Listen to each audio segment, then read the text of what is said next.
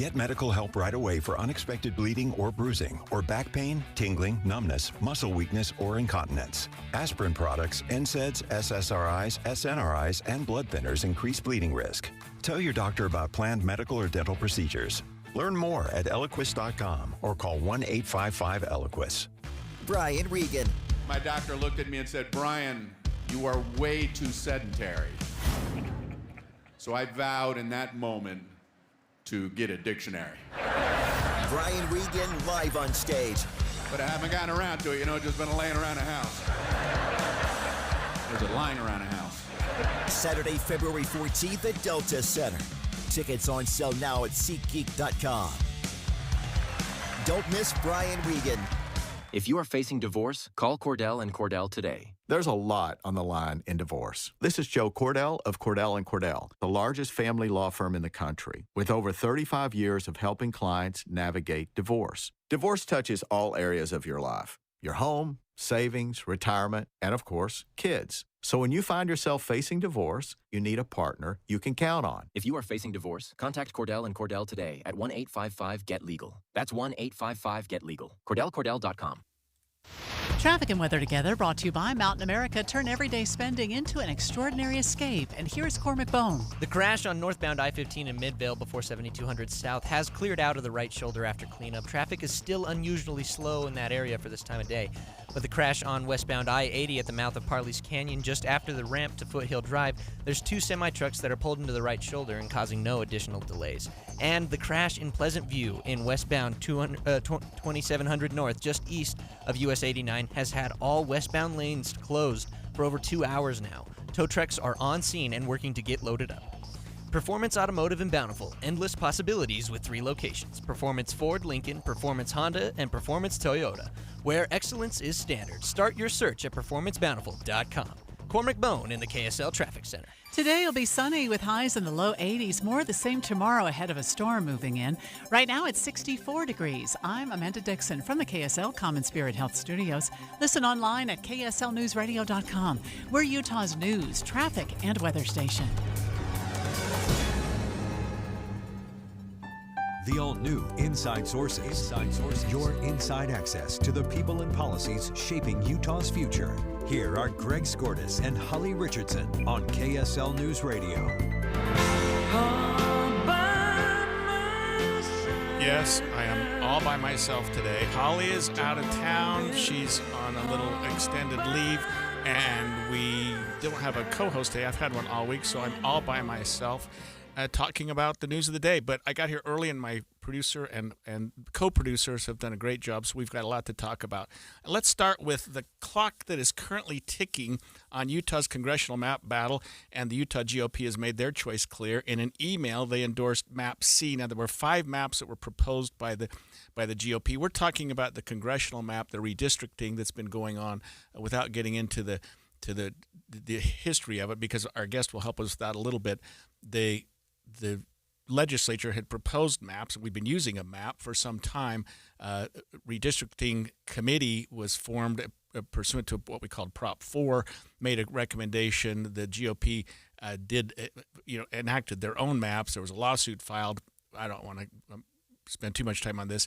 And we're trying to figure out what the best way to go moving forward, even though the next election cycle where the maps are relevant will be in November 2026. The lieutenant governor and our election clerks really want to know what the maps are going to be by November 10th. So let's get right to it. We have with us Senator Todd Weiler joining us this morning. Todd, it's nice to hear your voice. I wish you were here in the studio because I am all by myself. Oh, thanks, Craig. Thanks. So tell me this, and I'm also calling you as an attorney because I respect your legal acumen, and I want to know, and I want our listeners to kind of know where this case sits right now legally. We're in a 10-day public comment period. So what happens next? Yeah, so the legislature is going to convene in a special session on Monday, and they're going to adopt one of those 6 maps that has been put forward by the Legislative Redistricting Committee that was quickly convened after the judge's ruling at the end of August. And I believe all 6 of those maps comply with the Prop 4 standards, which is what the judge ordered. And then the judge will hold a hearing in about 2 weeks, 2.5 weeks from now, and we'll take evidence to see if whatever map comes out of the special session on Monday, if she believes that comports with Prop 4. And I'm confident she'll find it does, because all of those maps were drawn by experts who were given the Prop 4 standards and said, please adhere to all of these standards. Now, Greg, some of those standards are ambiguous because it says community of interest, and it's not defined, so that might mean different things to different people. And it says partisan symmetry, and that's not defined, so we're making an effort to define that term in the special session as well. But I think you're going to see the legislature put forward a new map on Monday, and I think the judge will approve it, and we'll have a new map in place when the candidates start filing for re-election or election in the first week of January next year. One of the problems, maybe it's not a problem, but one of the hurdles, I guess, that the Prop 4 standards created was that the legislative districts obviously had to be equal in numbers. And that made a particular problem with Salt Lake County, because if we divide the state 4 ways, the population, we should get 4 districts that have about 817,000 people. Salt Lake County has more than that. So by 1.2 million. Right. Yeah. So by definition, Salt Lake County has to be split in some way. It was previously split, Todd, 4 ways. All of the maps have to split it at least 2 ways. Can you tell us about about sort of how when you say all 5 of the, or I guess 6 now, maps follow those standards, what was done and what considerations were made with respect to Salt Lake County and the Wasatch Front in general? Yeah, all of the maps split Salt Lake County into 2 different pieces. They do the 6 maps all do it differently, and I do get emails from people saying, "Well, do your job and keep Salt Lake County in one district." Well, that's impossible, Greg. And above and beyond Prop 4, we have standards from the U.S. Supreme Court that have to be met. Some of those have to deal with not diluting minority votes, but others have to do with the 4 maps have to be equal in population. So usually there's a small variance. You can have a very small variance before them, but you can't put 1.2 million people into one congressional district and then shove everybody else into the other 3. That does not work, and that would not pass constitutional muster. And so Salt Lake County has to be divided. Now, interestingly, the 6 maps, 5 were put forward by the Majority Caucus, which is the GOP, and 1 was put forward by the Democrats, the Minority Caucus. Their map splits 13 cities and 5 counties. The 5 other maps, they split like 2 or 3 counties and 2 or 3 cities, and so there is quite a variance. And the only reason I point that out is because the Prop 4, one of the standards that it held most dear was keeping cities and counties together. So I was quite surprised and a little disappointed that the Democratic map seemed to violate that and split 13 different cities. Yeah, that makes sense, because I was going to ask you about the Prop 4 standards, and among others, it encouraged almost more city than county staying together. Well, both. Right, and, right. And, we have 249 cities and towns, and we have 29 counties. And so to make population equal districts, you're going to have to split a few. And we've talked about Salt Lake County, but it doesn't work to keep everything else compact. So you have to split a few. But we've got 5 maps, A through E, that basically, like I said, they split like 2 or 3 cities and counties each, and then we have 1 map that splits 5 counties and 13 cities. And so I don't think that map's going to make it. There's probably other reasons, but don't think that map will make it. Can you tell us, Todd, what it was about Map C that became more interesting or more palatable to the Republicans? Yeah, so the judge did amend her order to allow 10 days of public comment. And you've got all kinds of special interests like Better Boundaries and Alliance for Better Utah. They're emailing out their talking points, saying contact your legislator and tell them these things. And I'm getting those word for word, texts and emails and some phone calls with people, reading those scripts to me. And now, just yesterday, you had the Utah Republican Party, which in my mind is another special interest, saying, hey, we've looked at these and we like Map C. So I haven't talked to Rob Axson. I don't know. So one of the things that I can't do, according to Prop 4, is consider partisan data. I'm assuming that others, and the only partisan data I've seen is actually from the media, from people saying, well, we've run the analysis. But at the legislature, we're not doing that because we're prohibited from doing that. And so I can't speak to all the reasons, but I do think it's appropriate with public comment for different organizations to tell their members what they think the public comment should be. And then my job as a lawmaker is to kind of sift through all that and try to find the right policy. But if people are going to criticize the Republicans on the right for telling their people what they think they should offer as public comment, then I think it's only fair to criticize the organizations on the left, Better Boundaries and Alliance for Better Utah, which both clearly align with the Utah Democratic Party for doing the same thing. And so this is what I call politics as usual. I don't think anyone should be offended that redistricting is a political process, whether you like it or not. And so I think this is kind of to be expected. Todd, we're out of time, but I need to ask you a question anyway. I'm going to get in trouble for this. In 30 seconds, people keep telling me after the hearing the judge is going to make a decision. That's not accurate, correct? Which map is going to be? She has to decide if the map we forward comports with Prop 4, and I'm telling you it will. Okay. And I think there was a fear that we would kind of just ignore her ruling and just say we're not doing anything, and then she would have to then pick a map on her own. But that's not. I think that's been taken off the table. All right. So what you're saying is you're going to come together and propose a map that is within the standards of this Prop 4, and you believe that given that the judge will almost certainly accept it. 100% correct. Yes. All right. Well, thanks, Todd. I appreciate the legal help today on that as well. All right. Take care. When we come back, Senate Minority Leader Luz Escamilla, who was part of the Legislative Redistricting Committee, shares her perspective on the Utah GOP endorsed Map C and the Democratic map, which is also proposed. Stay with us.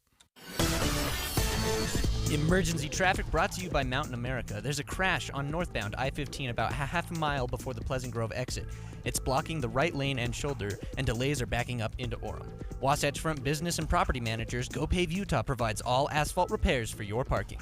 For patching and paving along the Wasatch Front, contact GoPave Utah, GoPaveUtah.com. Cormac Bone in the KSL Traffic Center. Do you have chirping smoke detectors? What's up, everybody? I'm Mike Wilson with Any Hour Services, and if you've ever experienced chirping smoke detectors, you already know how annoying it can be. A great first step to try and stop the chirping is to change the batteries. If the chirping continues, it's possible that your smoke detector has gone bad. As a matter of fact, a lot of people don't even realize that manufacturers recommend replacing the smoke detector altogether after 10 years. If you remove the smoke detector from the wall, on the back you should find a date of when it was made. Do a little math and you'll know how old it is. Now, Any Hour Services knows being a homeowner means you've got a list a mile long of things to do around the house, and check my electrical system probably isn't one of them. That's why we've put together this radio special for any homeowners listening. One of our licensed electricians will perform a comprehensive inspection of your electrical system that includes testing those smoke detectors and give you a full written report for only $29. But you have to mention this ad when you call. Call Any Hour Services to schedule it. 801-443-7300. 801-443-7300. Any Hour Services. I'm back to doing what I love and more, thanks to the Good Feet store. Do you spend half your day walking or standing while working? If you have foot, knee, or low back pain, the Good Feet store wants to help you like we helped Tony. Pain that I experience the most is foot pain from being on my feet all day. You're having to kind of talk to yourself through the whole shift, like, I got this, I can do this. Before, I felt defeated, and now it's like, all right, let's go. I'm ready. A whole new life, like sunshine coming out. And here's Dennis. Working at an amusement park, it's always on your feet. I just couldn't take it, but I didn't have a choice. I just couldn't believe that putting these arch supports in made that much of a difference that quickly. Good Feet just took that pain away, and I could do my job, and I could take care of my family. I know what my tomorrow is going to be. It's going to be positive, and it's going to be pain-free. You deserve a better life, too. Stop in the Good Feet store today. Walk-ins are always welcome. Or find the location nearest you and schedule an appointment at goodfeet.com. Thanks to the Good Feet store. J&J Garden Center is your fall headquarters. Now through November 1st, save 20% on perennials, shrubs, containerized trees, soils, fountains, and more. You'll also find clearance trees up to 50% off. Fall is the perfect time to plant pansies, mums, and fall bulbs. Don't forget pumpkins, gourds, strawbills, and corn stalks. Plus, explore our gift shop for cozy fall decor and seasonal finds. Hurry and visit us in Layton today, and let's get your garden fall ready. J&J Garden Center, where fall begins. Do you recognize this piece? It's Orff's Carmina Burana. How about this? That's Rachmaninoff's Rhapsody on a Theme of Paganini. Hear more iconic works from the greats of classical music when you join your Utah Symphony for a Masterworks performance at Abravanel Hall. Tickets start at $26, all fees included. Get yours today at utahsymphony.org/classics. Confidence is knowing you're ready to handle whatever comes your way. That's what it feels like to take on your workday with Cintas. They make sure your AEDs are up to date, your fire extinguishers are tested and inspected, your floor mats are cleaned and delivered, and your workwear looks good, feels good, and is freshly laundered with a Cintas Apparel Plus program. So are you ready to take on today? Visit Cintas.com and get ready for the workday. You're still glowing, flirting, grooving. You've still got it. But your immune system weakens as you age, making it harder to fight flu, pneumococcal pneumonia, RSV, and COVID-19. Vaccines are a key part of any health routine and help strengthen your immune response. Ask your doctor or pharmacist which vaccines you need. Schedule in minutes at VaxAssist.com. Sponsored by Pfizer. At Social Security, we are always thinking of ways to save you time and make things easier. That's why we created My Social Security. A My Social Security account allows you to access your earnings history and benefits information, request a replacement Social Security card, get a proof of income letter, estimate and apply for benefits, and more. Save time. Go online. Open a My Social Security account at ssa.gov/myaccount. Social Security. Securing today and tomorrow. Produced at U.S. taxpayer expense. Inside Sources. Welcome back to the Inside Sources. The clock is ticking on Utah's congressional map battle, and the Utah Democratic Party is speaking out after the Utah GOP endorsed Map C as its best option. Republicans are being accused of looping politics into the process. We heard from Todd Weiler in the last segment, who was not on the committee, the commission that heard public comments a week ago. But Luz Escamilla, the Senate Minority Leader, was. Luz, thank you so much for joining us this morning. Thank you so much, Greg. Always a pleasure. So tell us where we are in the process right now from your perspective. We had two committee hearings last week, as you mentioned, Monday and Wednesday. We are in the taking comments from the public on each individual map. There's 5 maps that the majority presented. We did have Representative Owens, which is the other Democrat in the 10 people committee, and myself. The two of us are the only 2 Democrats in that committee. We presented our own map. And now we're reading the comments. Comments, people are leaving hundreds and hundreds of comments, which is what we want. There's also other maps that will not be considered for purposes of the committee. The committee will meet on Monday before our special session at 8 in the morning, I believe is what what we're looking into in calendar, and make a recommendation of one map. I guess what you're saying is that they've been, the Republican Party, I believe, has been promoting Map C, but that decision will be made by the committee, and then it goes to the entire, for the whole legislature to vote on. So what would be the makeup of the committee? Is it your same group that met last week? Correct. It's the same committee, so it's what we call the Redistricting 2025 Committee, which is smaller than the regular redistricting committees. It's just based on time, that we got those instructions about the timeline that we need to follow from the court. They decided to have a smaller committee, and that's the committee that will make that recommendation to the whole of the entire legislature. Okay, so I'm looking at the standards that Prop 4 set, and there are eight of them, and I don't want to go through those. But do you feel that your proposed map either follows those standards better, or that maybe the Republican maps don't follow any of those, or do you think that it's just a matter of interpretation for all 6 of the proposed maps? And I love that you're an attorney, so this is like in the world of legally world, right? So one, I believe the Democrat proposal follows really the intent of Prop 4. And Prop 4 was brought by the people for the people, right? This was not legislation from the legislature. So for both Representative Owens and myself, and I think the Democrat caucuses, both the House and the Senate, we want to stick to Prop 4 in the entire entity of Prop 4, which is now it's codified in statute. And it's beyond those standards that you're talking about. There's like the 7 standards, but then you have these other pieces related to using the best measures and standards, like the best practices. And the goal is that Prop 4 will be the rule of the law for like many, many more redistricting processes, right? So we stick to, the Prop 4 asked for a redistricting committee that we didn't there was no time to put it in place. But we were, really following also recommendations from the redistricting committee that met on 2021 in their recommendations, which is how our map started, which is the Camilla Owens map. So to us, it's very, very important, Greg, that we are following Prop 4.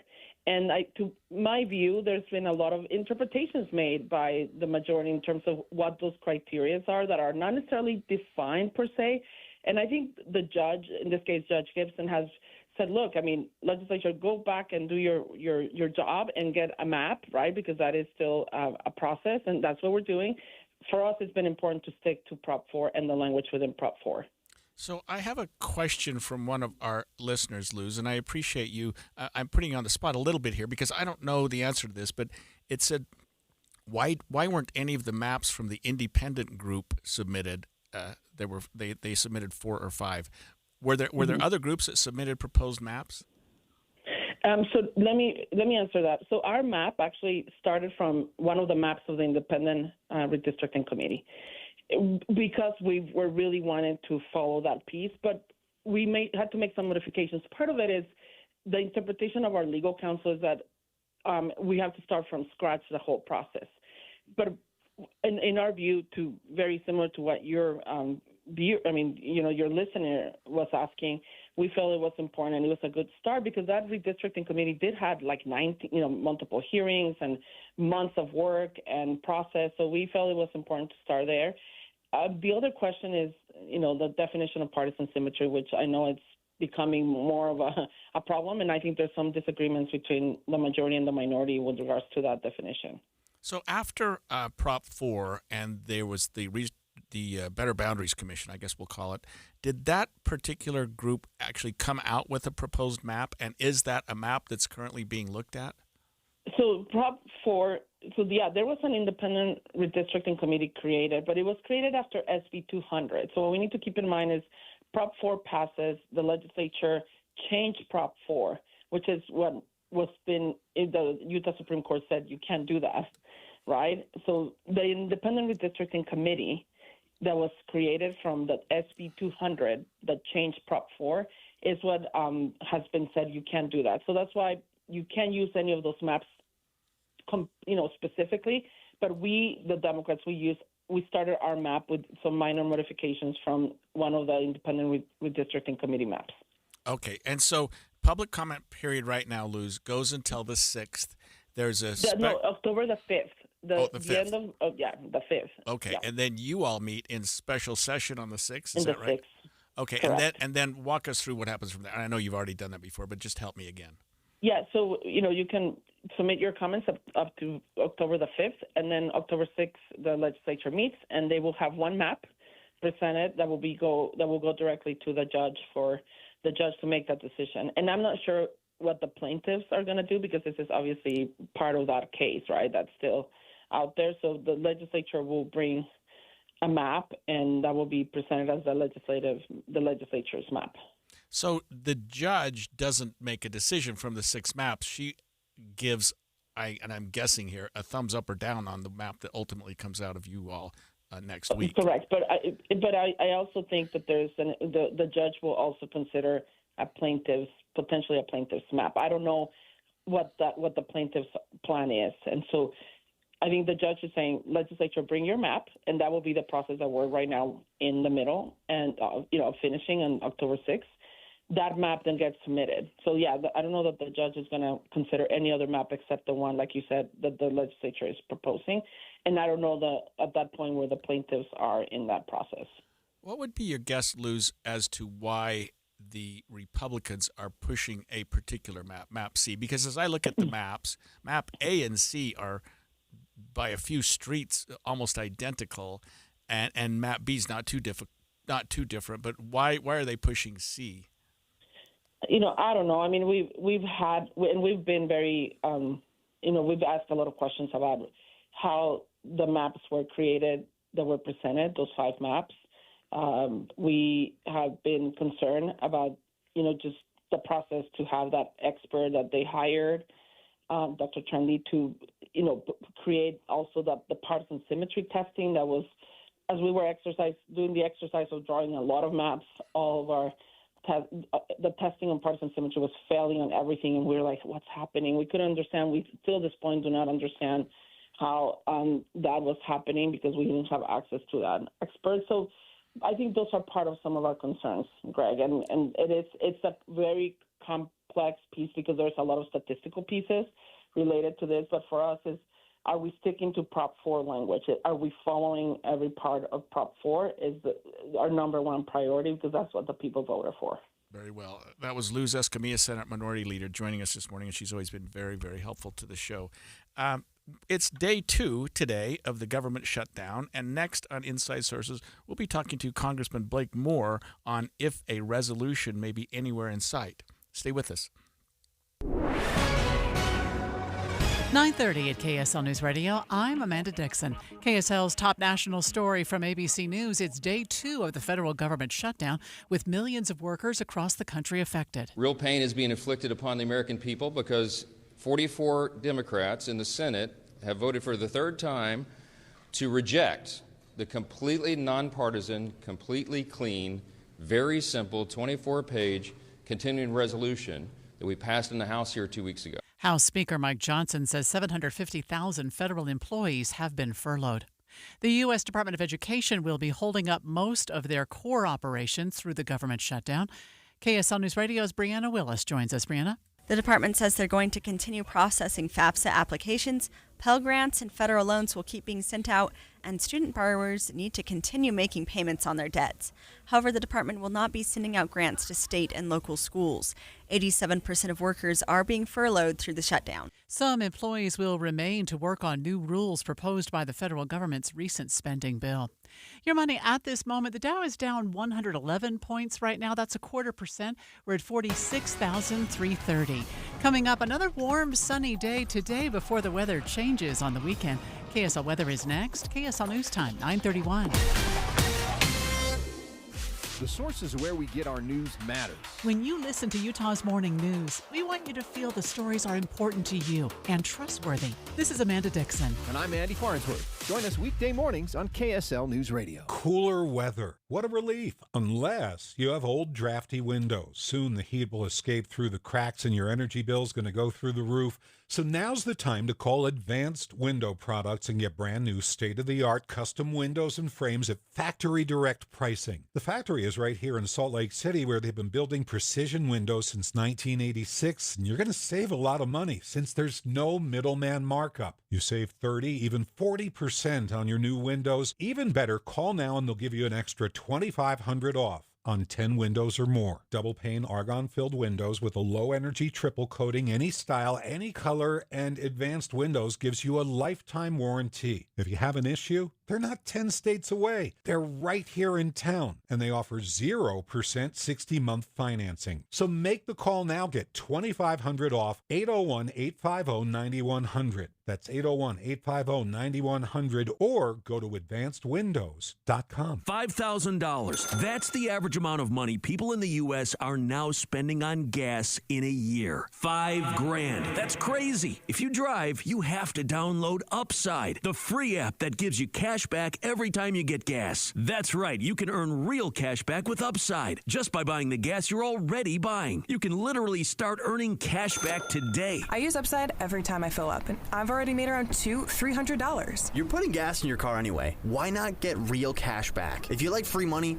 download Upside. I'm saving the cash I earn from using Upside to help pay for a vacation later this year. Download the free Upside app now to earn cash back every time you buy gas. Use promo code COOL to get an extra 25 cents per gallon on your first tank. You can cash out anytime right to your bank, PayPal, or a gift card for Amazon and other brands. Just download the free Upside app and use promo code COOL for a 25 cents per gallon bonus on your first tank. That's code COOL for a 25 cents per gallon bonus. Jump on your brooms and fly to Logan for fantastic fall festivities. It's finally cooling off and we're so glad. Grab your flannel and celebrate harvest season in style, especially October 10th and 11th. Step back in time at the American West Heritage Center for their annual Fall Harvest Festival. See grain threshing with antique machinery, take a pony ride or train ride, and see cider pressing and corn shelling. Or check out the Rock and Gem Show with minerals and rocks and fossils. Oh my! catch a live performance of the hilarious Broadway hit The Addams Family. Watch it inside the 1923 Ellen Eccles Theater, which really is haunted. Dive into a month full of hocus pocus and hair-raising hauntings on the historic downtown Logan Ghost Tour or at the Haunted River Trail. Traipse through 2 giant corn mazes, visit the North Logan Pumpkin Walk, or check out live theater and music performances and USU football games. Fall in love with fall in Logan. ExploreLogan.com/fall. ExploreLogan.com/fall.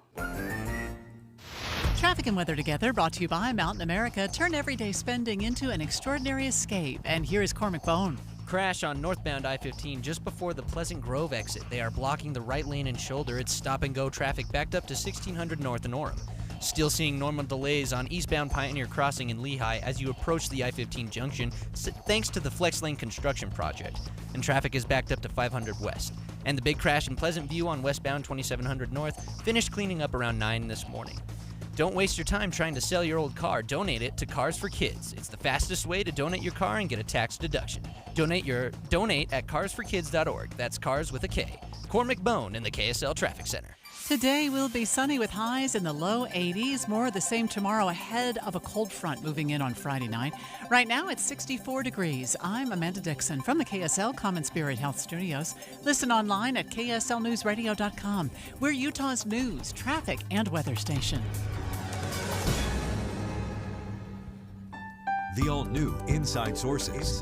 Your inside access to the people and policies shaping Utah's future. Here are Greg Skordas and Holly Richardson on KSL News Radio. We are now 1 day, 11 hours, 35 minutes, and 6 seconds into the shutdown of the government. It seems to be that we're seeing more division than ever and not necessarily getting closer to a solution. We did hear from House Speaker Mike Johnson this morning, who blamed the problem squarely on Democrats at a press conference today. The Democrats' counterproposal CR, the dirty CR we call it, as opposed to the clean CR, would result in nearly $200 billion being spent on illegal aliens and other non-citizens. Let me be specific. This is just a few of the reforms that we put in that they want to repeal and reverse. Number one, a provision that closes the California loophole. Now that's a provision that's also been adopted by states like New York and Michigan and Massachusetts. Other states have followed, other blue states. The California loophole allows taxpayer-funded Medicaid for illegal aliens. We eliminated that in the big, beautiful bill. Their counter-offer is to repeal and reverse that. That would cost $34 billion of U.S. taxpayer funds. So we have with us on the line this morning House Speaker Mike Johnson. We have U.S. Congressman Blake Moore, our own congressman, to join us today. And I know that we're hung up in the Senate right now, Congressman, but what does need to be done here, and when can we expect there to be any movement, if at all? Please do not get out ahead of yourself there by calling me the House Speaker. I don't. No one wants that on this. Wishful thinking. No one wants that. We need somebody like you there, Blake. Speaker was vice chair. Yeah. Speaker was vice chair, and I became the vice chair when he became next. But that does not mean that's my next step. What needs to happen is we need 5 or 6 more Democrats in the Senate to just realize, okay, this has gone on long enough.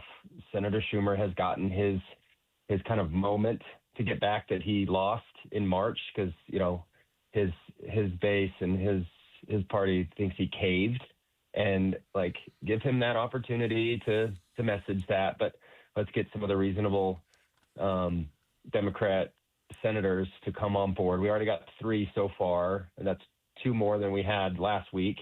And that's the hope. This clean CR that you heard Speaker Johnson talk about, it would give us time to help finalize the 12 appropriations bills. And if we can't do that by November 21st, then you'd likely see a full year CR that goes to next year's October or end of September, which is the second worst option. The worst option is a prolonged government shutdown. Then it's just a CR just because we couldn't come to an agreement on what the appropriations bill should look like. So we just extend last year's funding and move it until this year's funding, which is a better option than a prolonged shutdown, but that's what it is. So hopefully we'll see some more Democrat movement in the Senate. And Schumer doesn't even need to vote for it. He just needs to allow his members to vote their conscience. And I can assure you, there's more than 10, 15 Democrat senators that think this is a good plan. So we have with us on the line this morning House Speaker Mike Johnson. We have U.S. Congressman Blake Moore, our own congressman, to join us today. And I know that we're hung up in the Senate right now, Congressman, but what does need to be done here, and when can we expect there to be any movement, if at all? Please do not get out ahead of yourself there by calling me the House Speaker. I don't. No one wants that. It It seems to me, Congressman, and I may be wrong, that there's a singular holdup here, and that is, I mean, in terms of all the budget, everything that's going on in our country right now, whether or not there should be subsidies to low-income individuals in qualifying for affordable health care, and whether or not that should be back on the table. I mean, am I wrong? So you're wrong in one aspect of what you said, and just the way that you said it. There is going to be subsidies regardless of what happens with this potential negotiation. And the subsidies that we're talking about were enhanced during the COVID years when Democrats did their reconciliation bill. They enhanced those subsidies when those expire at the end of 2025, because they didn't set them for longer than 4 years. They just said, hey, we're only going to do this for 4 years. They expire at the end of 2025, and they just go back to the normal Obamacare subsidies. That's the irony that we're talking about here. The subsidies aren't going away. They're just going back to what normal Obamacare, ACA, Affordable Care Act subsidies were, not, and the enhanced version that they enhanced during COVID is all that's going away. That's the misnomer with this entire debate. And so there's an argument of, okay, should you let the enhanced versions expire? Yes, you should. Do you want to know why? Because Democrats didn't income cap them in 2021. They said, no, if you're making $500,000, you still get subsidies. If you're making $1 million a year, you're still likely going to get a subsidy if you sign up for Obamacare. And that's fundamentally wrong. That's fundamentally different than every type of tax policy that Republicans do. We, almost in every case, income cap it so the wealthiest don't get the extra added benefit. But when the Democrats do it, they didn't. They got rid of the income cap. And that's so bewildering to Republicans, because we're back there like, wait a minute, I thought you guys always talk about how the wealthy shouldn't get all the extra benefits, but then your policy says it does the exact opposite. So that's what's at stake here. Most Republicans are like, get rid of the income caps, move the subsidies back to what they were, because these are not actually helping. In fact, since the enhanced premium tax credits came into existence, you've had a significant number of people sign up for programs that they never used them. There's a potential of fraud there, that there's double use going on in the system. Plus, healthcare premiums haven't gone down.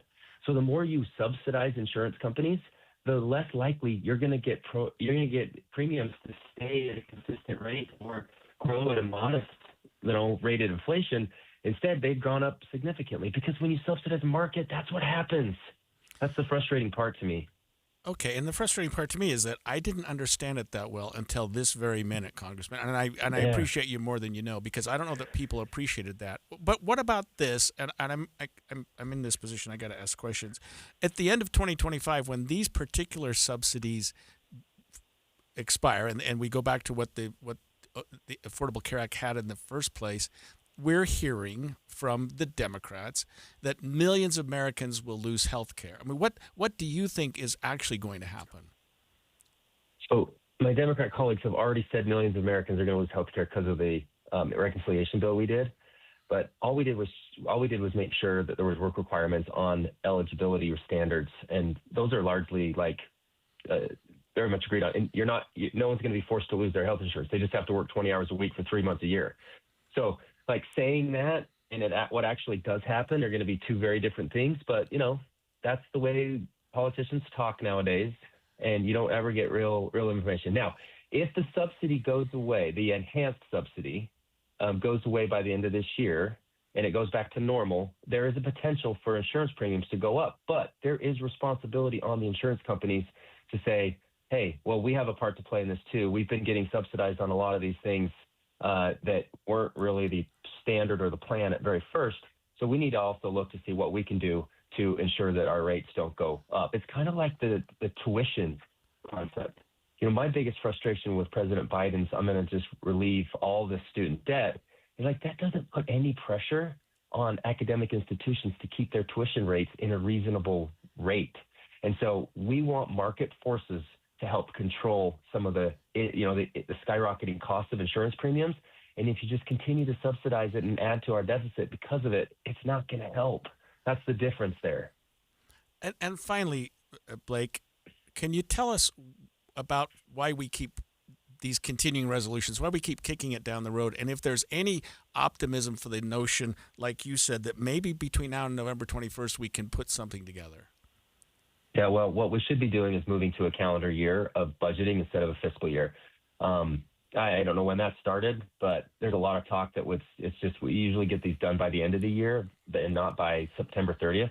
But the reason we have to do a continuing resolution is because typically the Senate, and I'm not blaming because I'm not in the Senate, but hear me out. The Senate has to reach a 60-vote threshold. So their appropriations bills, in which there's 12 each year, and it constitutes about $1.5 trillion worth of spending. Again, we spend $7 trillion, so $5.5 trillion is mandatory spending. None of that is even talked about during this appropriation CR battles. But the $1.5 trillion that goes through 12 appropriations bills, they don't ever get them done by the end of September. Senate has done 3 of them already. The House got all 12 out of committee, and we've passed like half of them on the House floor. Now, we still haven't finished all of them, but that's where we are. And we've just run out of time. And we need until the end of November to finalize those 12 appropriations bills and conference them so the Senate version looks like the House version, and then they can both be voted on. And that's where it becomes the problem with the CR, because the funding runs out October 1st. We need a few more months to finalize it. Now, as a regular business person, I would have said, well, why the heck can't you get it done by September? If you know that's the timeline, just backdate your timing a little bit better. And that's where Congress can't really figure it out. But there's always delay games and tactics and all that kind of stuff. And both parties have always been a part of that delay tactic stuff, too. Thank you, Congressman. That was Utah Congressman and future House Speaker Blake Moore joining us on the line this morning. Explaining something in a way that we've been waiting for weeks, and I really appreciate that. Next, when we come back, Utah Democratic Chair Brian King is on the line with us. We'll get his perspective on the government shutdown and also the heated debate underway about Utah's congressional maps. Stay with us. Amanda, sometimes a deal is so good that they decide to extend it because they want more people to have an opportunity. That's what Bedrock Quartz is doing with their employee pricing deal. They are extending it through the month of October, so you pay what an employee would pay, and you can get your new kitchen or your new bathroom done before the holidays. The only limit is your imagination. They have over 100 different options for countertops, including quartz, quartzite, granite, marble. They can do bathrooms. What can't they do? They do backsplashes. And their attention to detail is extraordinary. Andy and I went to their facility in West Jordan where they cut the marble and the quartz, and just to see how meticulous they were with cutting that stone, not to mention the installation process. Yeah, they do 35 kitchens every day, so they're experienced, they're proficient, and they'll work with you. Whatever you want, they can take care of. They've got showrooms all over the place in West Jordan, Layton, Murray, Park City, Sandy, Pleasant Grove, Spanish Fork, St. George, and Salt Lake City, but you can also go to bedrockquartz.com. KSL offers the best daily newsletter in the state. It's the 3 things you need to know. Every weekday, we deliver quality and relevant content to your inbox. No ads, no spam, just the 3 things you need to know to be informed about the world around you. Subscribe today. Visit KSLNewsRadio.com or text the word inbox to 57500. That's inbox to 57500. Hey, this is Dan, the laptop man from PC Laptops. Myth. You might have heard that you need to spend a fortune these days to get a powerful computer. Correction. At PC Laptops, we wanted to prove that wrong. So here's the most amazing deal that we've ever done at PC Laptops for you in over 30 years. The new 2025 S1 desktop or SM3 laptop for only $999. You heard that right, $999. You get a blazing fast processor, 16 gigs of RAM, and over a terabyte of blazing storage for $999. What else do you get? Lifetime service warranty, and we have 12 months special financing on approved credit. Take one home today. Hurry in right now because supplies are limited, because at PC Laptops, we love you. Just check us out at PCLaptops.com. $999, PCLaptops.com. You're listening to Leaf Filter Radio, and the guru of gutter protection himself, Chris Coonahan, is here to take your most pressing leaf-related questions. Hey, everybody, Chris here. I understand we have Ron on the line. Ron, where are you calling from? Uh-oh. Ron, are you calling from a ladder? Well, I was. I wanted to ask Chris what I need to do to get my gutters ready to have leaf filter installed. Oh, Ron, you don't have to do anything. A Leaf Filter Trusted Pro will come out and clean out your gutters, realign and seal your gutters, and install Leaf Filter, America's #1 gutter protection system. So I didn't need to get on this ladder? Ron, Leaf Filter Trusted Pros are in your neighborhood and ready to help. Just visit leaffilter.com/deal to schedule your free gutter inspection and get up to 30% off. Thank goodness. What was that site? To get this special radio offer, go to leaffilter.com/deal for your free gutter inspection today and get up to 30% off. That's leaffilter.com/deal for up to 30% off. leaffilter.com/deal. See representative for warranty details. The Salt Lake Chamber is Utah's voice for business. Okay, that sounds great, but what does it really mean? Well, as Utah's largest and longest-standing business association, they support and champion community prosperity throughout the state. And if you're in business, well, that's a very good thing for you. Be sure to listen to the Chamber's Speaking on Business, weekdays at 7:20, 11:55, and 5:20 p.m. on KSL News Radio. My savings are gone. Okay, where were they last? Here, right before I spent them on that vacation to Aruba. Weird. Not weird. Not saving now means no money later. For free ways to save, go to feedthepig.org. This message brought to you by the American Institute of CPAs and the Ad Council. And expanded Inside Sources. Welcome back to Inside Sources. You can stream us on the KSL News Radio app, sponsored by At Your Service Pros. And before we get to the battle about Utah's congressional district maps and the battle that's going on there, I will pivot in just a minute. But we want to talk more about the government shutdown that we're currently suffering, and I think that Representative Moore explained it really well. But there's an issue involving whether or not they could put back in there these subsidies that the Democrats want in respect to the Affordable Care Act. And according to Congressman Moore, and I believe him, I'm not questioning this at all. What he said is, and he corrected me on something that I didn't understand, because to me I thought, why not have some subsidies so that more people can get affordable health care? Because we all know people that have enjoyed and have gained something from affordable health care. So why not make that more available? What he's saying was, well, we're just going back to the way Obamacare was written in the first place, and the Democrats had this additional level of subsidies come in. That's the only thing we're fighting about now. But we do have Utah Democratic Party Chair Brian King joining us. Before we talk about the congressional maps, Brian, and by the way, thanks for joining us this morning. What can you tell us about your take on the shutdown, where we are, and if there's what the hope is on the horizon? Well, nobody among the Democratic Party leadership or members of Congress wants a shutdown. It harms Americans. It harms our ability of government to get things done that help people and that address the real problems that they have in their lives. I've been really surprised by the degree to which Republican leadership from President Trump on down in Congress have been unwilling to meet with and unwilling to negotiate with and just talk to the Democratic leaders about how they can avoid a shutdown. Trump and his folks seem to relish this idea. I mean, they look forward to this, it seems to me, because as is becoming more clear in the last couple of days, I think they see this as an opportunity to carry out more doging, to make more government cuts. And so I think they feel this is a political winner. I think they're misjudging this. I think people are going to recognize that this government shutdown is much more the responsibility of the Republican leadership in Congress and in the White House than it is the Democrats. Yeah, and we talked yesterday, Brian. We actually had a poll that came out and I don't remember the source of it yesterday, but we did. But the Americans are divided three ways, as you might expect. But the biggest group of people that had blame were Americans who blamed the Republicans on this. It was something like 38%. They blamed Democrats, something like 25%, and then they blamed both parties, whatever the balance is, 31%. But maybe the Republicans misgauged or misguessed where the level of frustration would be. But right now it seems to be at the feet of the Republicans. Right. Well, I mean, the Republicans control both the White House and both chambers of Congress. So I think that's one of the reasons people look at the Republicans and say, hey, do what's necessary to make government work. And it's true that to get the 60 votes that they need in the Senate, that they need some Democrats to cross over.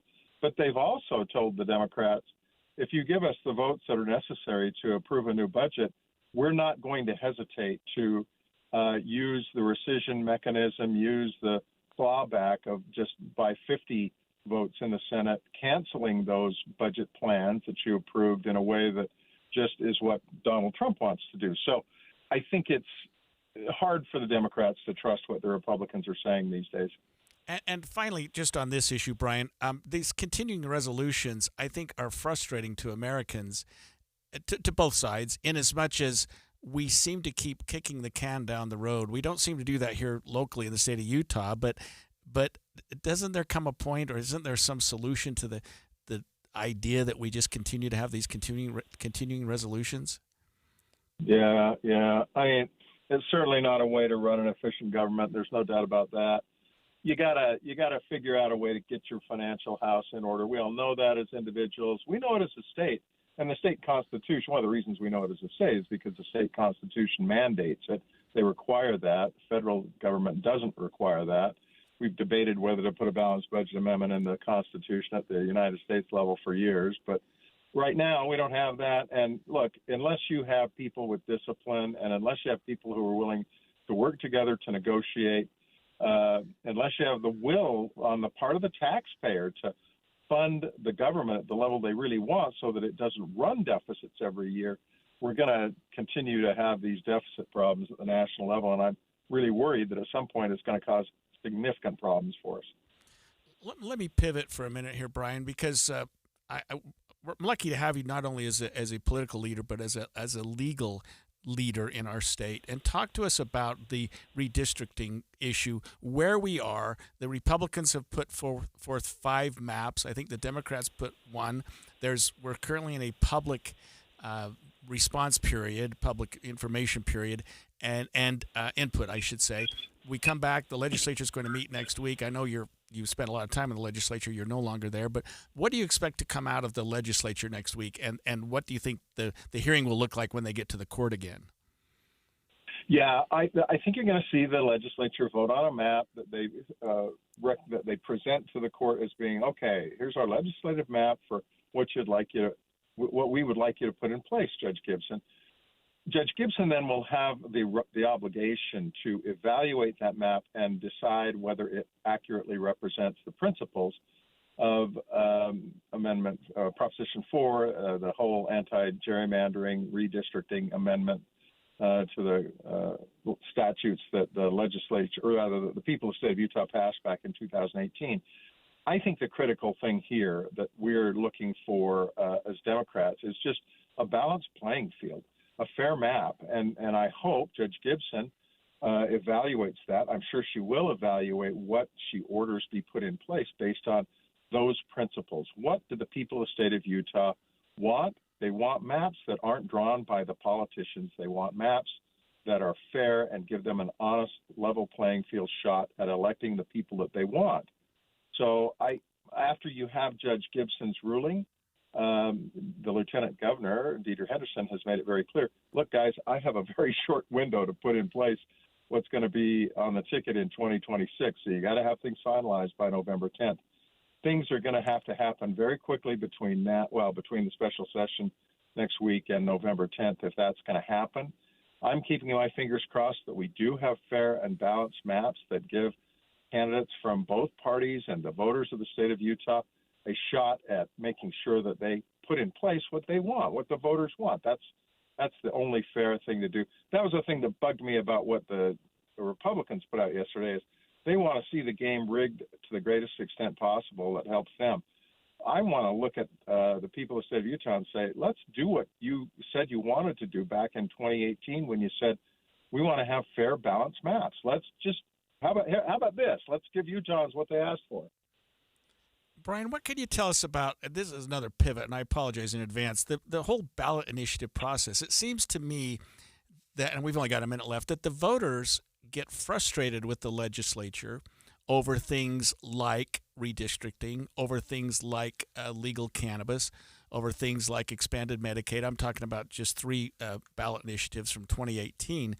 But what's the message that our legislature is apparently not getting? Because they're trying to, and maybe that's too harsh, but they're trying to say, look, these ballot initiatives don't make sense. You elect us for a purpose, that is to put in legislation. But every once in a while, the citizens seem to think you're not doing what we want you to do.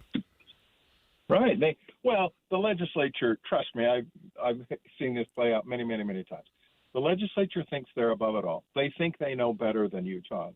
They don't think that they are accountable. They believe that they can pretty much make any decision that they want, no matter how extreme, and that they're bulletproof. The people either don't have the knowledge or the will to come to the polls and vote them out of office. And until they get the message that they're accountable to the people, they're going to continue to act that arrogant way. That's just the way we are as human beings. And so, we got to have people. One of the things that was great is that in the spring, we stood up as people in the state of Utah and gathered signatures to put that union-busting bill that the legislature passed on the ballot. That, I think, reflected the fact that Utahns are beginning to wake up, and thank goodness for that. Yeah, seriously. That was the Utah Democratic Party Chair, Brian King, who joined us this morning and took some time out of his busy schedule. He was newly elected as Democratic Party Chair and seems to have a lot of energy. When we come back after the break, we're just weeks after the murder of Charlie Kirk on the Utah Valley University campus. The Associated Press released an article highlighting some security failures at the school. We'll have live analysis after the break. KSL FM Midvale, KSL Salt Lake City. 10 o'clock at KSL News Radio. I'm Amanda Dixon. Our top story this hour, the Midway Ice Castles will not be opening this year, but they say it's not a permanent goodbye. I want people to rest assured we're coming back to Utah, but our challenge has been the last couple of years have been a little brutal for us. Founder Brent Christensen says they have to close because of unusually warm winters, saying they'll be using this year as a break to focus on innovation and delivering an experience that will live up to expected standards. The decision comes after an unusually short season last year where they were only open for around 3 weeks. A man is dead after firefighters found him when they responded to a house fire in Sandy this morning. Sandy Deputy Fire Chief Chris Ashton says the neighbors spotted the flames around 4 a.m. The next door neighbor was the one that initially saw the fire. He reported that he went over to the house to try to see if anyone was inside, and his wife called the fire in. He says it looks like the fire started in a bedroom, but they aren't sure of the cause at this point. The victim's family has been notified, and they have arrived there at the scene. Our top national story this hour from ABC News. 2 people are dead and 3 injured after someone drove a car into a synagogue in the UK and then started stabbing people. The attack has been labeled as a terrorist incident by Britain's counterterrorism police. The accused attacker was shot dead at the scene, and 2 other people are currently in custody in connection with the attack. Today is also Yom Kippur, the holiest day on the Jewish calendar. Your money at this moment, the Dow is down 53 points. We're at 46,387. Coming up, warm today, windy tomorrow. KSL weather is next. KSL News Time, 10:02.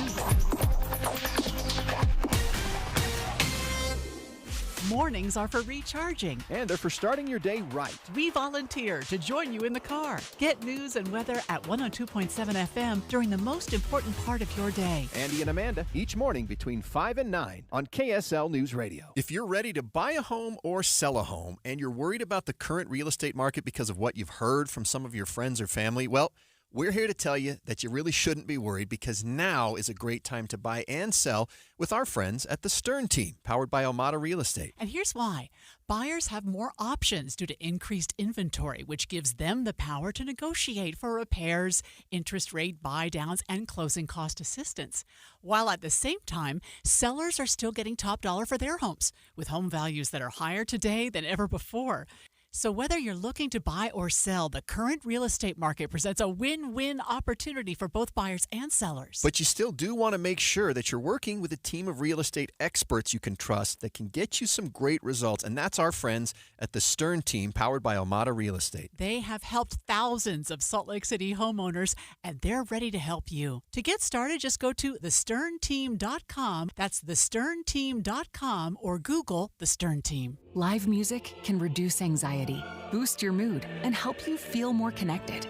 Sometimes the music swells and your body just says, yes. That's the magic of classical masterworks with the Utah Symphony at Abravanel Hall. From the quiet beauty of a single violin to the power of the full orchestra, every performance is a space to breathe and feel. Tickets start at $26 at utahsymphony.org/feel. J&J Garden Center is your fall headquarters. Now through November 1st, save 20% on perennials, shrubs, containerized trees, soils, fountains, and more. You'll also find clearance trees up to 50% off. Fall is the perfect time to plant pansies, mums, and fall bulbs. Don't forget pumpkins, gourds, strawbills, and corn stalks. Plus, explore our gift shop for cozy fall decor and seasonal finds. Hurry and visit us in Layton today, and let's get your garden fall ready. J&J Garden Center, where fall begins. I'm Ed Evans, CEO of Consumer Cellular. Ever wonder why Big Wireless wants you on an unlimited plan? They probably want you to cover the cost of those 20-somethings using all that data every month. But most people 50 and up like me only use 12 gigs or less. Don't get bamboozled by Big Wireless. Switch to Consumer Cellular. Our plans start at just $20, and we use the same towers as the big guys. Join the millions who choose something better, because if you're not using all that data, you're probably getting used. Call 1-888-FREEDOM or visit consumercellular.com/facts. Plans include $5 credit for autopay and e-billing. See site for additional facts. Confidence is knowing you're ready to handle whatever comes your way. That's what it feels like to take on your workday with Cintas. They make sure your AEDs are up to date, your fire extinguishers are tested and inspected, your floor mats are cleaned and delivered, and your workwear looks good, feels good, and is freshly laundered with a Cintas Apparel Plus program. So are you ready to take on today? Visit Cintas.com. Oh, I'm ready! And get ready for the workday. Traffic and weather together, brought to you by Mountain America. Turn everyday spending into an extraordinary escape. And here's Cormac Bone. Still seeing the crash on northbound I-15 just before the Pleasant Grove exit. They are blocking the right lane and shoulder. It's touch-and-go traffic from 1600 north of Orem. And there's nearly stopped traffic westbound I-215 from Fashion Place Mall to I-15. And there's a crash in the construction area on southbound SR-224 at Canyon Resort Drive in Park City. They're pulled into the right shoulder and traffic's backed up to Cutter Lane. No matter the weather, your feet can feel fantastic. Find the Good Feet location nearest you at goodfeet.com. Cormac Bone in the KSL Traffic Center. Extra warm and 83 today, 80 tomorrow, but windy. There is a chance for showers Friday night, but most of those showers will be Saturday morning. Right now, it's 68 degrees. I'm Amanda Dixon from the KSL Common Spirit Health Studios. Listen online at kslnewsradio.com. We're Utah's news, traffic, and weather station.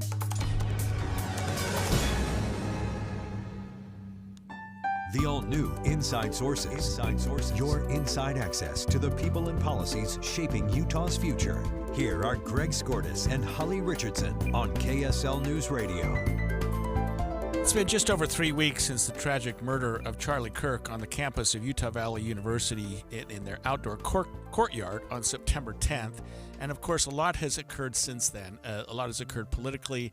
A lot has occurred with respect to our country, with respect to his people and his cause. But there's also been some look back on what was going on at Utah Valley University at the time and whether or not there were security gaps. Now, it's always easy to say that playing a Monday morning quarterback is easy, and to say, well, you should have, could have, would have done that. But at the time, well, I'll just not try. I'll try to be objective, because I don't know that I feel like there was some significant gaps, but there were certainly things that could have occurred here. One, I would say, going into this, Charlie Kirk had had numerous events at numerous campuses. Now, I don't know how many of those, if any, were outdoors, but certainly there would be a heightened level of security for an outdoor venue than something indoor. So maybe there was something there. But they found about 5 or 6 different things that could have been done differently at the time, and that maybe should have been done differently. Of course, the Associated Press interviewed the university president, Astrid Jimenez, said, well, were there security failures at the campus? And she said, well, somebody was killed, and that's a tragedy. I think that's what I would say right now. Didn't answer any other questions than that. But we do have somebody with us who can answer some questions, and that's Chris Bertram, friend of the program and former Unified Deputy Police Chief, somebody I worked with a lot in my career on the same side and on opposite sides. Chris, thanks for being with us this morning. No, thanks to be here. And I'm looking at some of the criticisms that the Associated Press had with this, and I'll just go through a couple of them with you. Well, maybe just one to start with. They suggested that there would have been an opportunity and that they probably should have monitored rooftops better by the use of drones. Given the ease by which we now have technology with drones, is this something that makes sense? It does. One of the things, and I know it'll come out probably in the report as a big gap, is the fact that elevated positions, those roofs were not covered, they were not swept, they were not monitored, whether through security or police officers or through an elevated observation, meaning a drone. Yeah, and so looking back, what would you suppose that a university would do for something like this? Just that? I think they're going to. Yeah, I think they're going to have to. And first of all, in the planning stages that they have any events, first, all elevated positions, all rooftops, things like that are going to need to be secured. They're going to need to be monitored. And then, the investment possibly in a drone program and, having a drone or two available, having people, more importantly, trained and ready to go at any time to deploy those. It's great to buy the equipment, but if nobody's trained to use it properly or use it effectively, that's also a gap, and so they're going to have to make that investment. And given the video that we've seen, Chris, of the individual coming off and jumping down the roof, was that the kind of thing that you would have expected a drone to have picked up? Absolutely. I mean, anytime you've got those elevated positions that you can monitor, whether, back in my day with planes and helicopters, and now more effectively done by drones, it would have picked something up. That somebody was on the roof. And I've also said this, Greg, is engineering the roofs. I don't know how we got access to a roof so easily. I worked at a college full-time for 9 years. I couldn't get access to our roofs. And so, making sure that the engineering of people getting up on the roof, locking, securing, and then, making sure that they're monitored, whether through drones or through actual physical activity, I think are going to be a big issue. Let me ask you about another concern that the Associated Press has, and they're calling it a smaller than average police force. What they said was the university has 48,000 students. They have 23 police officers, one for every 1,400 on-campus students. That I don't know if that number is good or bad, but at the time of the event, they had 6 campus officers present at the event, along with Charlie Kirk's own personal security detail, and they're claiming that was probably, and again, we're looking back, too few for what was really going on there. Right. And I think there's two issues. One is typically university college police departments are going to be smaller. They're not going to be large police departments. They're going to be enough to take care of the daily activities.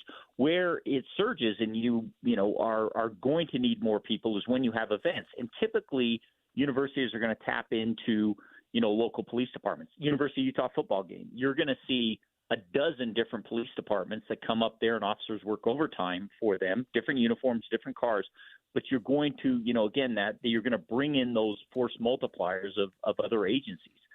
The fact that they only had 6 at this event, I think, is also going to be part of the gap where they should have had a lot more. And again, it may not have been their own officers. They may have drawn from the outside agencies, the local and state county officers could have come in, but they, again, even for an event like that, if they would have had even a small disruption, 6 officers are not going to be able to handle, a disruption at that event. And I think that's going to go back to the planning and going to go back to what future events look like and how they're going to staff those. Does it make sense, Chris, that universities have their own police department? And I'm looking back on what we've seen in this state in the last 10 years, which was a homicide at the University of Utah where that department was criticized, some assaults on BYU's campus where some of their security was looked at closely. Now we're looking at this. On the other hand, you can't just say Orem Police. You need to staff the university. You got at certain times of the year, you've got an extra 30,000 people up there. What do you think, just from your experience, we should do with respect to campus police? It's interesting because, we've got Salt Lake Community College here, which I worked for a period of time. They use the state police. Other universities have their own internal departments. They tend to be, again, smaller departments. But what I've seen, Greg, is when you have an event like the University of Utah did several years ago, you tend to make sure that you increase your staff, increase your productivity, increase your ability or capacity to actually handle those events. And unfortunately, in the academic settings, you have police departments that work under academics. And when we think about academics, it is a different philosophy, a different culture than that of public safety. And unfortunately, we need, and this is tragic, that we need events like unfortunately what happened at the University of Utah a few years ago, and maybe even at Utah Valley, to then bridge and say we've got to be more centric for public safety in those departments and less from the academic side. It's tough when you have an academic president dictating policing. That's not the way the most effective public safety, can occur. But again, university campuses tend to be safer environments in some respects. Yeah, that was Chris Bertram, a former Unified Police Deputy Chief, joining us this morning to talk about the fallout and the aftermath of the shooting of Charlie Kirk at UVU about 3 weeks ago. We do have some breaking news. Ogden police are investigating a bomb threat at Ben Lomond High School in Ogden. They say first responders are at the scene, taking every precaution to ensure the safety of students. They are currently searching the school, but they say all students are safe and clear. We will bring you more on that as soon as we get it. When we come back, we'll have Lois Collins in studio to talk to us about the COVID-19 vaccine and the future of that and the flu shot. Stay with us. Jump on your brooms and fly to Logan for fantastic fall festivities. It's finally cooling off and we're so glad.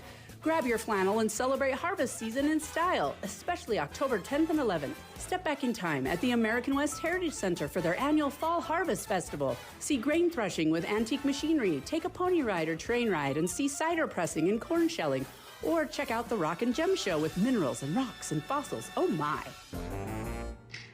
Catch a live performance of the hilarious Broadway hit The Addams Family. Watch it inside the 1923 Ellen Eccles Theater, which really is haunted.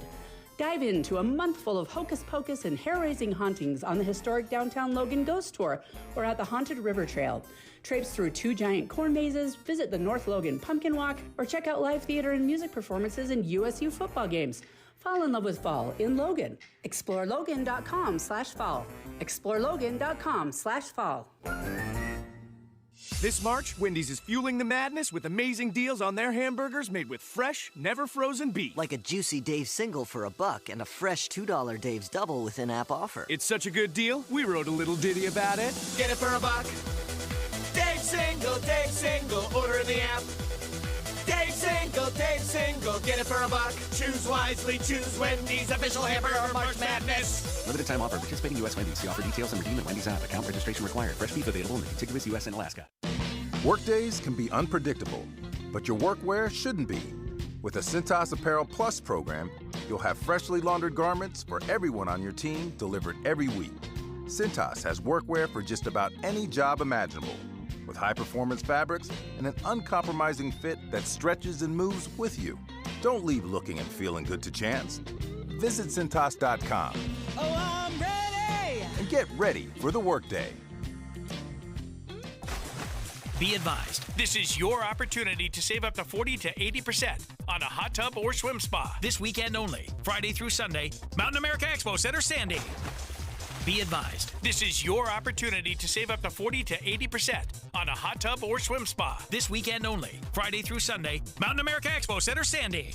18-month interest-free financing. Our factories have demanded we sell 1,000 hot tubs and swim spas this weekend. Mountain America Expo Center, Sandy. Huge factory incentives, factory rebates, this weekend only. Mountain America Expo Center, Sandy. We can remove your old hot tub. Free delivery of your new hot tub. Hot tub starting at $2,999. Mountain America Expo Center, Sandy. Free delivery of your new hot tub. Just relax and enjoy. Mountain America Expo Center, Sandy. Friday, 2 p.m. to 8 p.m. Saturday, 10 a.m. to 8 p.m. Sunday, 10 a.m. to 6 p.m. Free admission, free parking, free delivery. Mountain America Expo Center, Sandy. Call 833-SPA-SALE or visit hottubandSwimSpaSale.com. So my mother is thinking of switching from Verizon to Pure Talk, but she's worried the deal sounds too good to be true.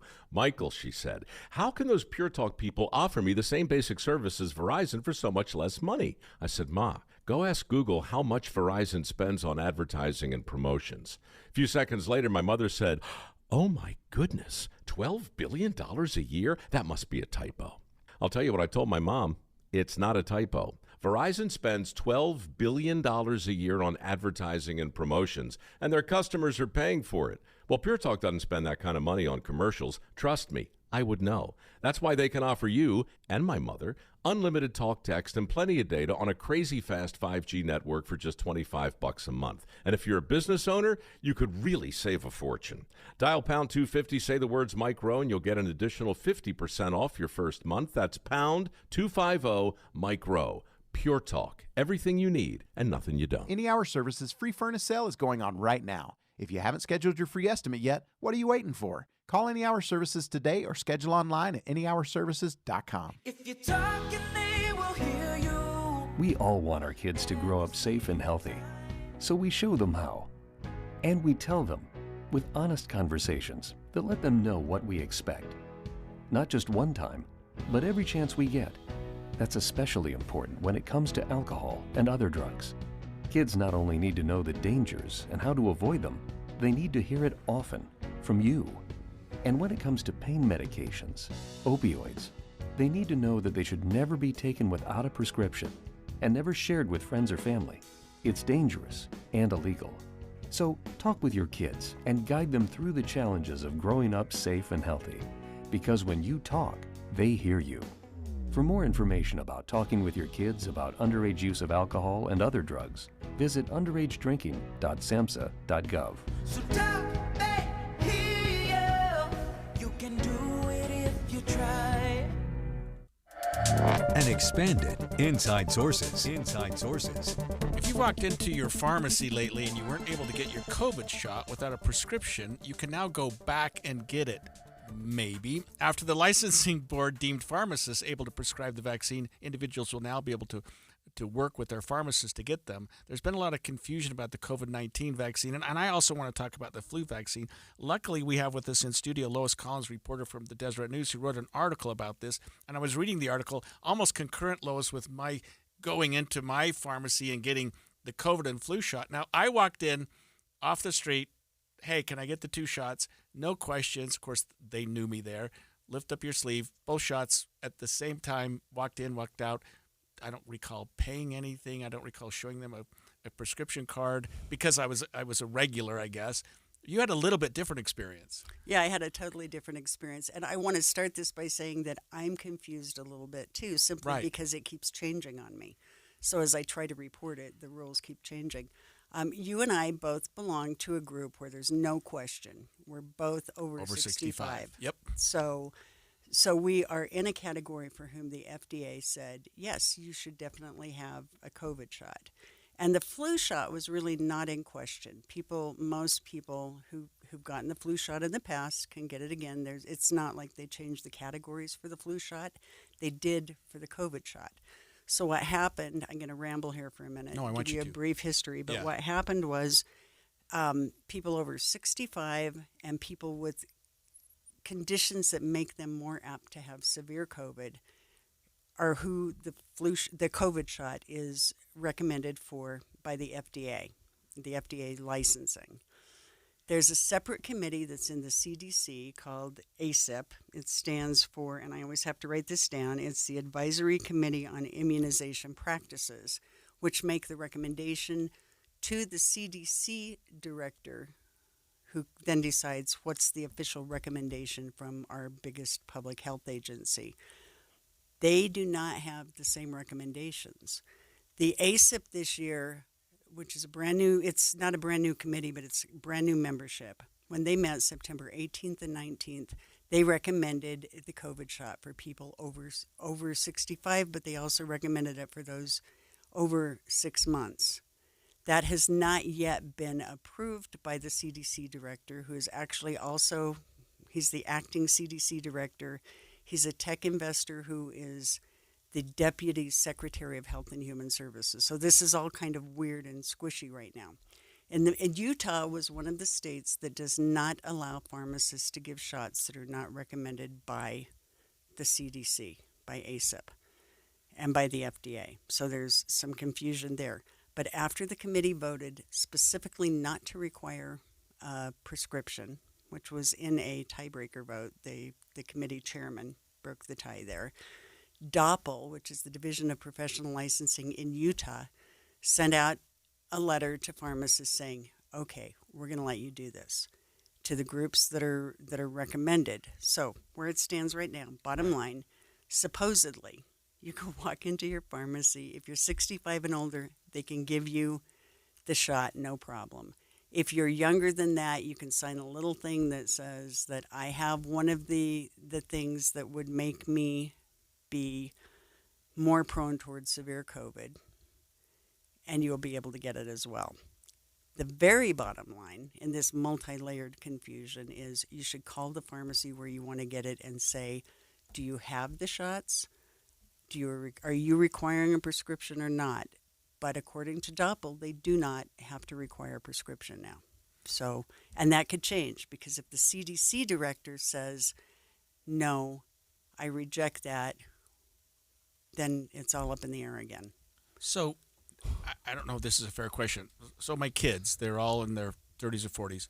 They have no conditions. They're not 65. If they want a COVID shot, they can go in and they can sign a thing. The pharmacy does not ask you what the condition is. No. What if they say, I don't even have a condition? They just say, you know what I mean? Like, I think that's going to depend then on the pharmacy. Right. But I mean, there are I guess what I'm thinking is, can they just pay for it? Like they're. Oh, that's expensive, but yeah, they probably is? could. Okay. They could get it for somewhere between $108 and $100, and I think it's $60, depending on different things. You can go to your doctor. You can always go to your family doctor and say, hey, I really would like to get a COVID shot. And the doctor can look at you and say, hey, I'm a medical provider, and I can say that you should get a COVID shot. Right. And they can give you a shot. County Health has doctors and medical professionals who consult with you and can decide. Not everybody has equal number of shots available, so your family doctor may not actually have a shot available right now, because they take a risk financially when they decide how much stock they want to carry. And I know that the health department clinics just barely got their supply. So the bottom line really is, if you want a COVID shot, you can probably get it, but you need to call and make sure that the person that you want to get it from has it on hand.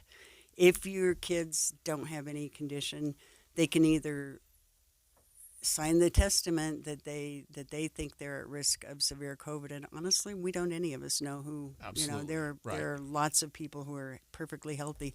I had a sister-in-law who was perfectly healthy and who died of COVID. She would not have been on the list. Yeah. She was younger. She was whatever. So there are ways to get the shot if you want the shot, but it kind of depends on who you choose to get it from and what they're going to make you go through to get it. Right now, it should be relatively easy to get it at a pharmacy. What are the latest guidelines, if you know, about boosters? Like how often, or does it depend on whether there's some new variant out there? It just seems like every once in a while they say it's time to get your COVID shot, and I'm just one of those people that sees the sign up in front of the pharmacy that says, yeah, I'm one of those people. Free COVID and flu shots. Okay, that must I'm be one of time those to do people it. too. And when they say free, they're assuming that you have insurance. Insurance, right. So if you don't have insurance that covers it, then maybe not. And insurance policies may be changing as the year shifts. It's really hard to say. There's so many moving pieces right now because the vaccines have been called into question in a way that they never were. They were considered, warp speed, which developed these COVID vaccines fast in the first Trump administration, was considered a real miracle that they pulled it off. And now the same administration, same president, different group of leaders, has called it into question. So it's a moving target. But as far as how often you get the booster shots, it is, to my knowledge, it is still considered you should be boosted every year because it changes just like the flu changes. Right. There are different variants all the time, so they try to project what the variant will be, and then they make the shots to go with that. And by the way, there's another twist in this year. You can, if you fit one of the categories, you could actually get FluMist and take it home and do it yourself. Oh, never thought about that. So go figure. Yeah, I still do the flu shot every year. I don't know why. I just do. I do it every year because I once had the flu, and it was the most awful experience. I thought I'd had a touch of flu, and I am here to tell you, Greg, that there is no touch of flu. It is a semi-truck running you down of flu. I think I had that about 20 years ago, and I told myself I'd never do it again. I thought I was going to die. Yeah, once you've had it, and people die of flu. Yeah. 30,000 people a year in the United States die of flu, somewhere around 36,000. So if you've ever had the flu, I'm betting that you're more than willing to get the annual booster. Oh, yeah, I don't care. And I work as a first responder up on the ski patrol up at Powder Mountain, so I'm in contact with people and body substances, and I do EMT type work. Even when I'm not patrolling, I'll respond to things. And so to me, because I'm exposed to people in a situation that I'm not when I'm hosting here at KSL, I always get the shots every chance I can. And when it's time for a booster, I get it. And so far, knock on wood, I've been lucky. Yeah, and I'm still mostly just a really good speller, so that does not increase my risk much. But I live with my husband, and he had a transplant, so he's immune compromised. So I always get the vaccines that I needed just to protect him. And that's what herd immunity is supposed to do, too. If enough people get the vaccine, then those who can't get the vaccine have some protection that they wouldn't otherwise have. Right. Well, thanks for the information, Lois. And I know we pivoted quite a bit, but I rely on you for things like this. And thanks for coming in studio, because as you can see, I'm all by myself today. So yeah, it's kind of lonely. Nice to have somebody in here. It's lonely at the top. Yeah, it's lonely. Thank you. Coming up on Inside Sources, beloved winter attraction in Midway, the Ice Castles, will not be returning to Utah this year. We'll be talking to Ice Castles founder Brent Christensen. There's an Ice Castles founder, Lois, about the freeze on operations. Oh my, who wrote this? And what's going on with Utah's warm temperatures. We'll be back. 10:30 at KSL News Radio. I'm Amanda Dixon. KSL's top story is breaking news. We are working to get more information after learning the Ogden Police Department is investigating a bomb threat at Ben Lomond High School in Ogden. They tell us first responders are at the scene and they are taking all precautions to ensure students are safe. Police are currently searching the school, but they say all students are safe and clear of any danger. We'll bring you more information as soon as we get it. Members of the Church of Jesus Christ of Latter-day Saints are now calling a 14-year-old boy a hero for helping save his family from the attack that happened last Sunday at a chapel in Michigan. Amber Rosen tells KSL-TV her nephew Jasper saw the shooter crash his truck into the building and quickly grabbed his brothers and headed straight to the exit. I believe angels were with them, and I believe that they were there helping guide him to do those things. Rosen says the exit was crowded with people, so Jasper broke a window to help his family escape. His mother is still suffering from smoke inhalation, but they're all grateful to be alive. Our top national story this hour from ABC News. Police in Manchester in the United Kingdom are investigating an attack at a synagogue.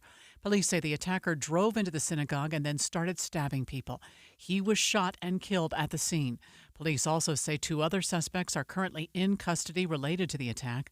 This took place on Yom Kippur, the holiest day of the year in Judaism. Your money at this moment. The Dow is down 34 points right now. We are at 46,406. Coming up, warm and increasingly windy as we move into the weekend. KSL weather is next. KSL News Time, 10:32.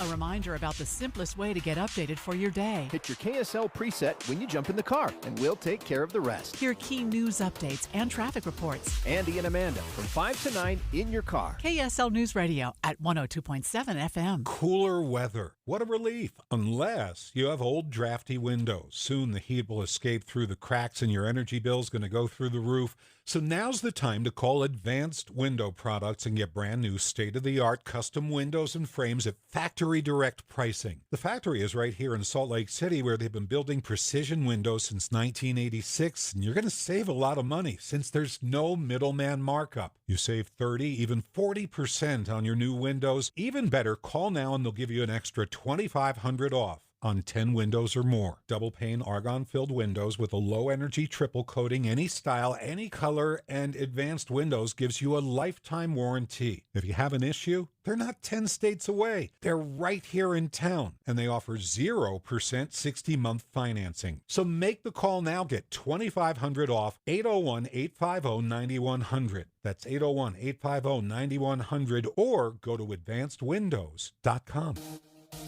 Buy more, save more at Scandinavian Designs Furniture. For a limited time, save $200 instantly for every $800 you spend in store. It's the perfect way to complete your look for less. or splurge on your dream piece from living room to bedroom. Stop by your local showroom today or shop online at ScandinavianDesigns.com. Buy more, save more at Scandinavian Designs Furniture. As you gather for General Conference, visit the book table on historic Main Street in Logan. Find uplifting Latter-day Saint books, study journals and markers, temple art, and thoughtful missionary gifts. Keep little ones engaged with quiet books, puzzles, and Sunday-friendly games. From inspiring music to home decor, make the most of conference weekend with the book table. Shop MainStreetBookTable.com or stop in today. The Book Table, where your story begins.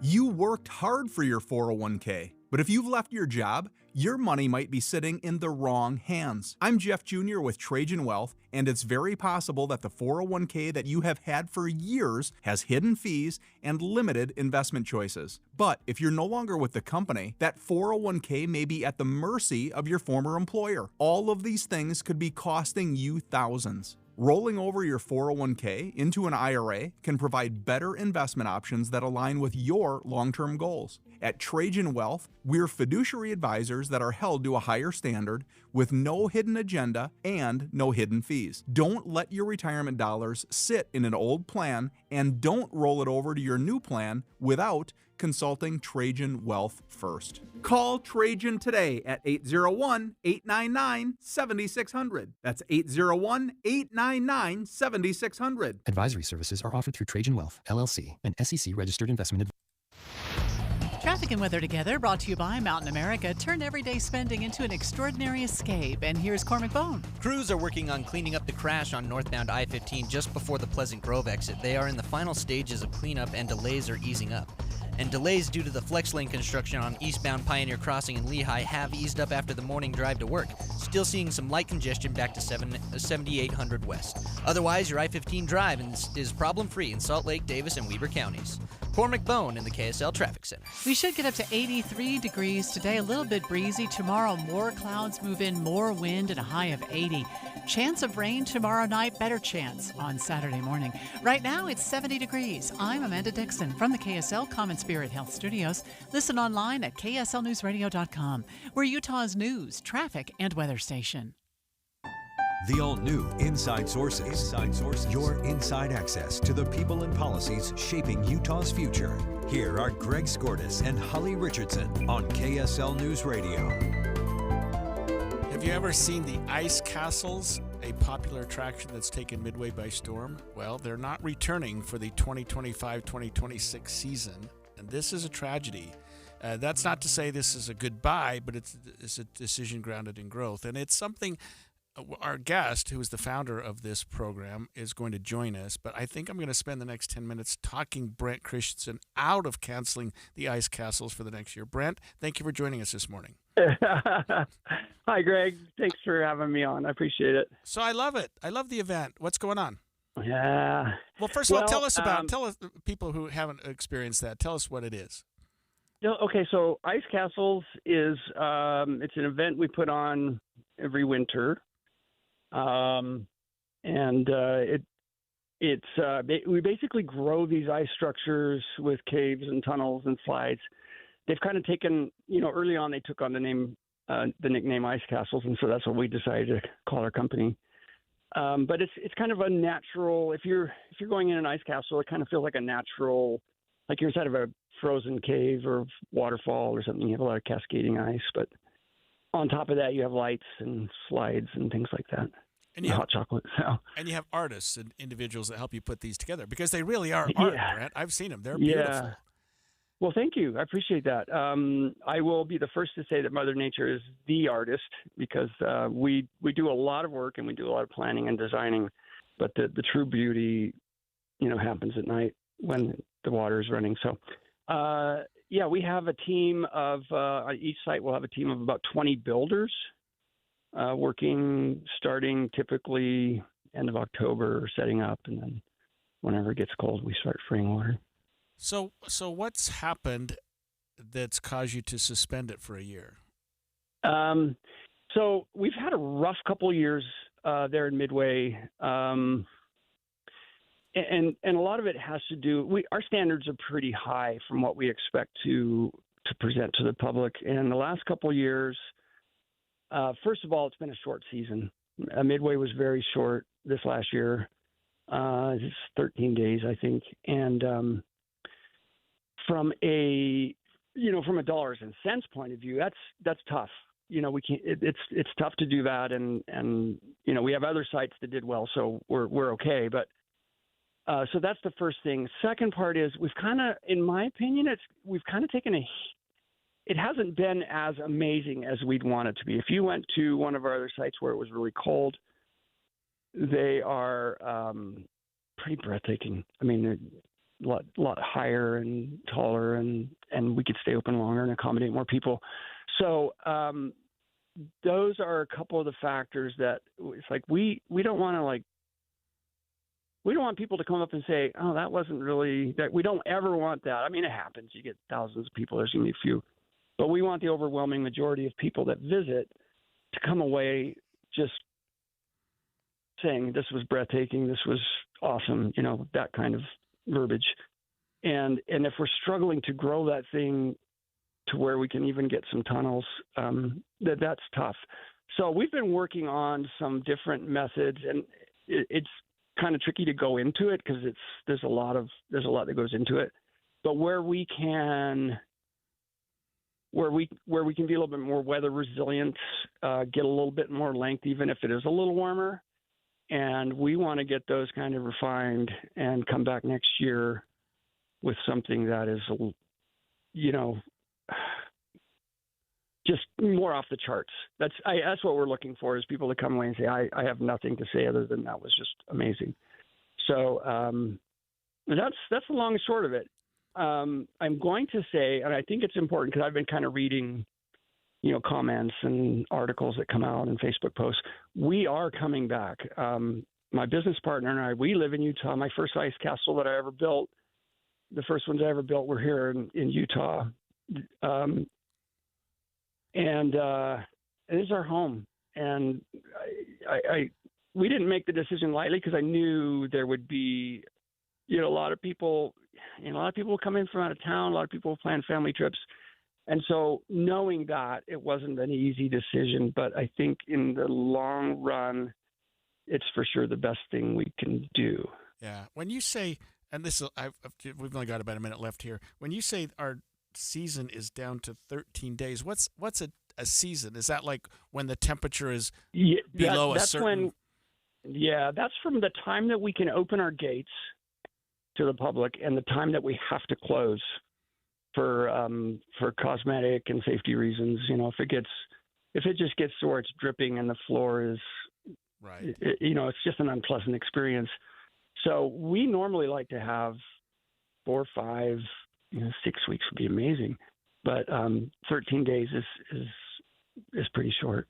That's a lot of work to do to get together, and then a lot of expense, and you've only got 13 days of public coming up there to enjoy it. Well, let's hope that things change, Brent. Go up the hill a little bit, just to get a little elevation will help. We'll make the hike. We'll make a. I appreciate it. Get up there, yeah, okay? Great. We are going to figure something out. So I just want people to not worry. We are not abandoning Utah. We're just taking a little break. We're resting the field for a season. All right. And coming back with a better plan. So. Okay, well, Brent, we're going to have you on a year from today. Write it down. All right. And we're going to get the details, okay? We'll have some great news for you. Okay, thanks for joining us this morning. Thank you for having me. So let's pivot to Kevin Eubank. Kevin, did you hear that? We're suspending an incredible operation that we have here in Utah that we've had for years and years because we're just not getting the really, really cold temperatures that we've been used to. Yeah, that's true, Greg. As you just heard from a very articulate business owner, it's hard to be adaptable to the ever-changing conditions of Utah. And it isn't just the weather, right? In this particular case, the warm winters have definitely been a driver for ice castles. But you watched how ski resorts have adapted, right? We've gone in and now have state-of-the-art snowmaking equipment. It allows them to prolong the season. It allows them to overcompensate when maybe the snow isn't naturally falling. And I'm sure the Ice Castle Group is looking at all different kinds of options. You talked about it at the very end. A relocation to a colder spot might be ideal for them. Again, these are expansive ice castles, a lot of building, but possibly a dome right? Being able to put something that could go over it to control what's going on condition-wise inside of it. And so there's probably tons of different options, but there's no question that the winters as of late have definitely been warmer, and definitely in spots like Heber Valley, Park City area. Yeah, seriously. And I remember, Kevin, when the whole snowmaking equipment started coming out. It was a long, long time ago, but that you had to get down to a certain temperature. And then technology got to the point where they could make snow at slightly higher temperatures. But at some point, you can't make snow. And at some point, you can't make ice castles. I mean, you've got to get at least to that freezing level. And that's getting getting hard. That's exactly right. And it is getting hard as of late and in that location. So we got to be specific, right? That if they were up on top of Hidden Peak, they'd have no problem maintaining ice castles year round. Right. Obviously, location is everything. And so for that particular location, it's definitely been a challenge for the last several years. And likely with all the current modeling and weather patterns, it will likely continue to be a challenge. We just see a climate shift that's happened, and we see those warmer winters in those lower elevations. And it's really brought the snow levels up.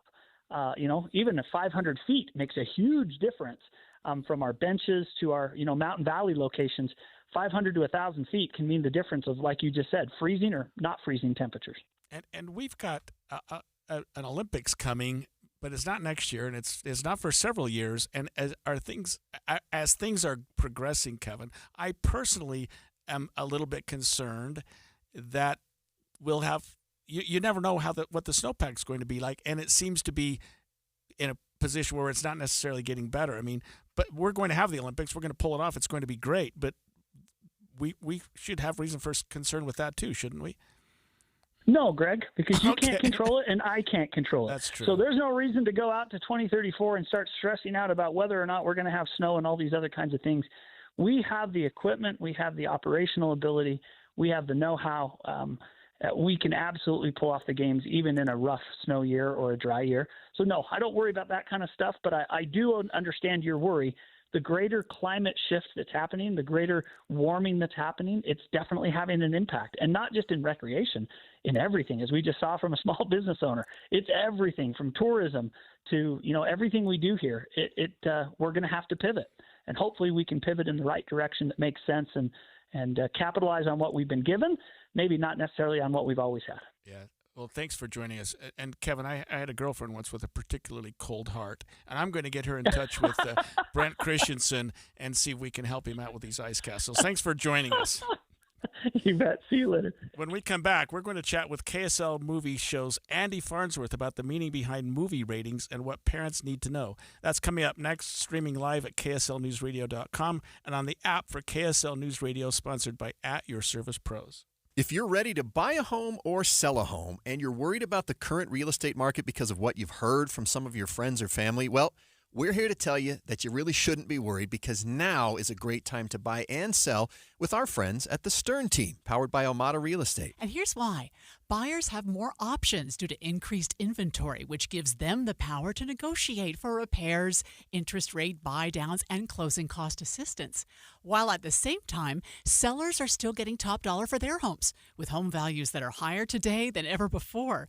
So whether you're looking to buy or sell, the current real estate market presents a win-win opportunity for both buyers and sellers. But you still do want to make sure that you're working with a team of real estate experts you can trust that can get you some great results. And that's our friends at the Stern Team, powered by Almada Real Estate. They have helped thousands of Salt Lake City homeowners, and they're ready to help you. To get started, just go to thesternteam.com. That's thesternteam.com, or Google The Stern Team. This message comes from Viking, committed to exploring the world in comfort. Journey through the heart of Europe on an elegant Viking longship with thoughtful service, destination-focused dining, and cultural enrichment on board and on shore. With small ships that bring travelers closer to the destination, there's more time to explore. And every Viking voyage is all-inclusive, with no children and no casinos. Discover more at Viking.com.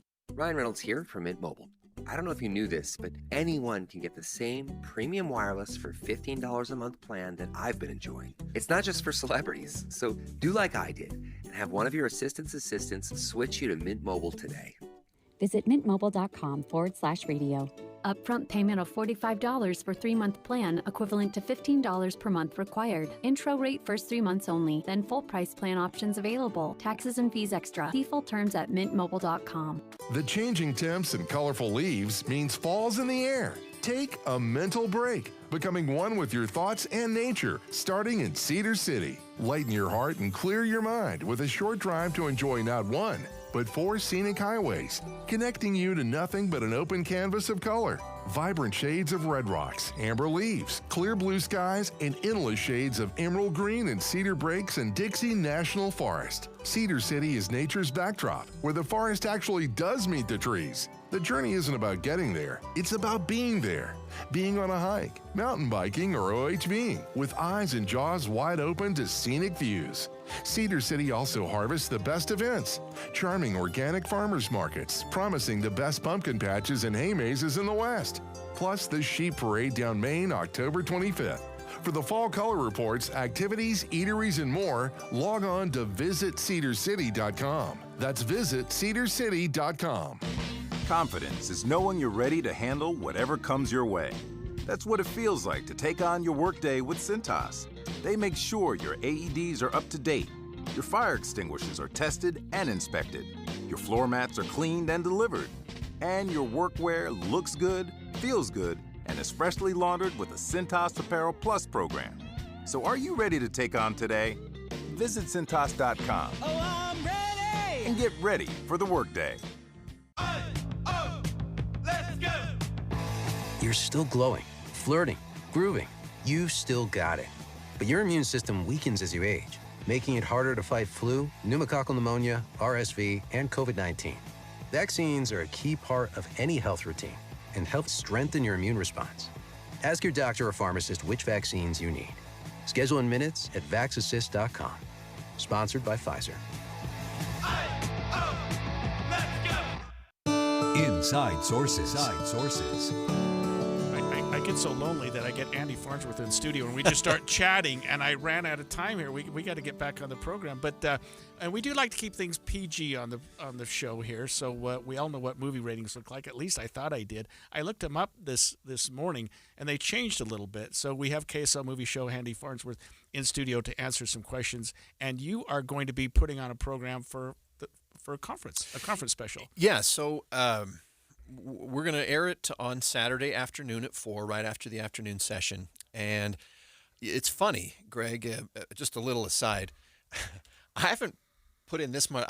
This felt like a term paper doing college. Like, I remembered everything I did not like about the end of college, which is when you have that big project that's just kind of hanging over you. So no matter what else you're doing, you know you've got this other thing that you've got to work on. Right. And then the process of like getting it together and doing the research. And the idea that I had was, as host of the movie show, obviously, I'm very well aware of movie ratings. And I'm not talking about like 3 stars, 2 stars, 1. I'm talking about PG-13, G, R. Yeah, I think I just listened. Yeah, and then there's the NC-17, NC-17, which means no children under 17. Yeah. But that's no the children. thing. I was wondering what that NC meant. And that's kind of where I was going. I'm glad you said that naturally, and we didn't set that up. But people know of the ratings. And for a lot of kids, especially, the line of demarcation between what your parents would let you watch and what you wouldn't watch was usually PG-13 to R. Right. But for parents, you might go to a movie and you'll watch it, and especially like a PG-13, you're like, how did this not get an R? Or you might go to an R-rated movie. I use as an example The King's Speech and be like, this got an R rating? And so a lot of people don't understand, including myself to a certain extent, how do these movies get rated like this? Who does it? What is the actual process? And what does it mean? You know, besides whether a kid who's 15 can go to see the R-rated movie or whether a kid who's 10 can go watch a PG-13 movie. Like, what does it actually mean and how did it come about? So that was what I did, and I spent multiple weeks researching this and trying to find out. It's actually kind of a secretive process. Yeah. Some of it's public and some of it is secret, and this is where it gets really fascinating. So the ratings are done by what's called the Motion Picture Association. They used to be called the Motion Picture Association of America, the MPAA. So sometimes when you'd see a trailer before a movie, you'd see this trailer has been approved for all audiences by the Motion Picture Association of America. Or in the old TV ad, this was more of a thing in the past when you'd see a lot more TV ads for movies. At the end of the ad, you'd hear, this movie is rated R. Right. Under 17, not admitted without parent. Right. You got it down. And the hard part, I was trying to find that soundbite somewhere on the internet, but you have to find an old commercial, and then you have to see if it had that at the end. But I would have loved to have had that in the special, but I have not found that sound effect without doing it myself.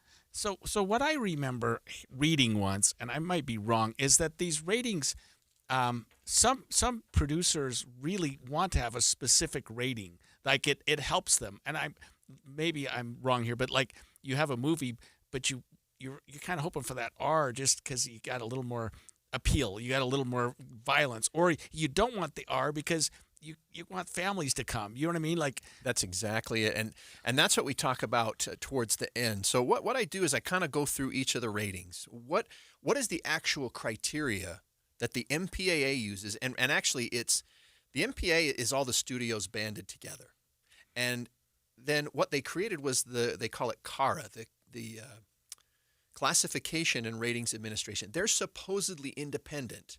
Although they're overseen by the MPAA, they're supposedly independent because they don't want the studios influencing them. And CARA is made up of a chairperson, a couple of senior raters who are publicly known, and then they have anywhere from 5 to 10 raters who the criteria is they have to be parents, their kids have to be this age, and they watch the movies and they decide what do they feel a majority of American parents would think is an appropriate age restriction for this movie. Interesting. So they have a little bit of criteria, and they set that out, and I explain it out in the special, but that's what it is, and I don't think a lot of parents realize that. So part of it is understanding the history, and the ratings were created before 1968. They didn't rate movies, but they had what was called the production code, which was sort of a thing that all Hollywood did to say, look, we're not going to include this kind of content in our movies, or else we won't be able to get it released. By 1968, a guy named Jack Valenti, who if you followed politics in the 60s, he was one of Lyndon Johnson's advisors in the White House. He was actually in the motorcade when Kennedy was assassinated. He's in the corner of the picture when Lyndon Johnson's taking the oath of office. It's actually really weird to see. Right. But he said, let's get the studios together and let's voluntarily do this process to where the ratings are literally only for parents to understand what age they should let their kids watch it. Valenti famously said, if you're over 18, then the rating system doesn't exist. You're free to go see whatever you want to go see. This is to help parents know what they should and shouldn't let their kids see. Well, I think it's also important for the over 18 if you're on a first date, or you know what I mean? Like you're like, hey, I don't know if I want to watch something that's going to make a bad impression. I mean, I guess until I started reading about what you were doing, I hadn't thought about movie ratings. I guess they used to be, it seemed like when they first came out, and I'm a lot older than you, they really highlighted the ratings. This is rated R. This is rated, they don't even have the X rating anymore. Under 17, not yeah, admitted now without it's parent. under 17, right. But, so I didn't even know that they existed anymore. I guess I hadn't thought about them. You know what I mean? Because you're an adult and you don't have little kids that you're worried about what content they watch. And that technically is how the system is supposed to work. But as you mentioned, there's other considerations that go into that. And we talk about that in the special as well, which is the studios have kind of a financial vested interest, because if you get a picture that's rated R, you technically are cutting off a huge chunk of potential customers. So when the ratings board and the filmmakers submit their film, the ratings board rates it, and then they have options of whether they can accept it or they can appeal it. We'll talk about that in the special, but really what it comes down to, Greg, and what we'll get to in this at the end of the special is parents, you got to do the legwork. Yeah. If content and what your kids watch matters, you have to do the legwork, and it'll take some legwork. But the MPAA tries to help you. They don't just rate it PG-13. They tell you what it's rated PG-13 for in a little bit of a little box next to the actual rating. Yeah, and as a parent and now a grandparent, I appreciate it even more because I don't want to take the kids to a movie and have them say, "Grandpa, what did that mean? What was going on there? What you know what I mean?" Ironically, they'll say stuff that you'll be asking them. What does that mean? Yeah, what does that mean? Let me ask you. We've got a little bit of time. Let's say maybe you don't know the answer to this. Let's say I produce a movie. I'm really excited about it, and I really want that. What's it called? PG-13. Mm-hmm. That's my target group, and it comes back. It's an R. Can I edit the movie and take some stuff out? You can, but directors don't like to edit. Right. I mean, the most it's famous your work. case is Poltergeist.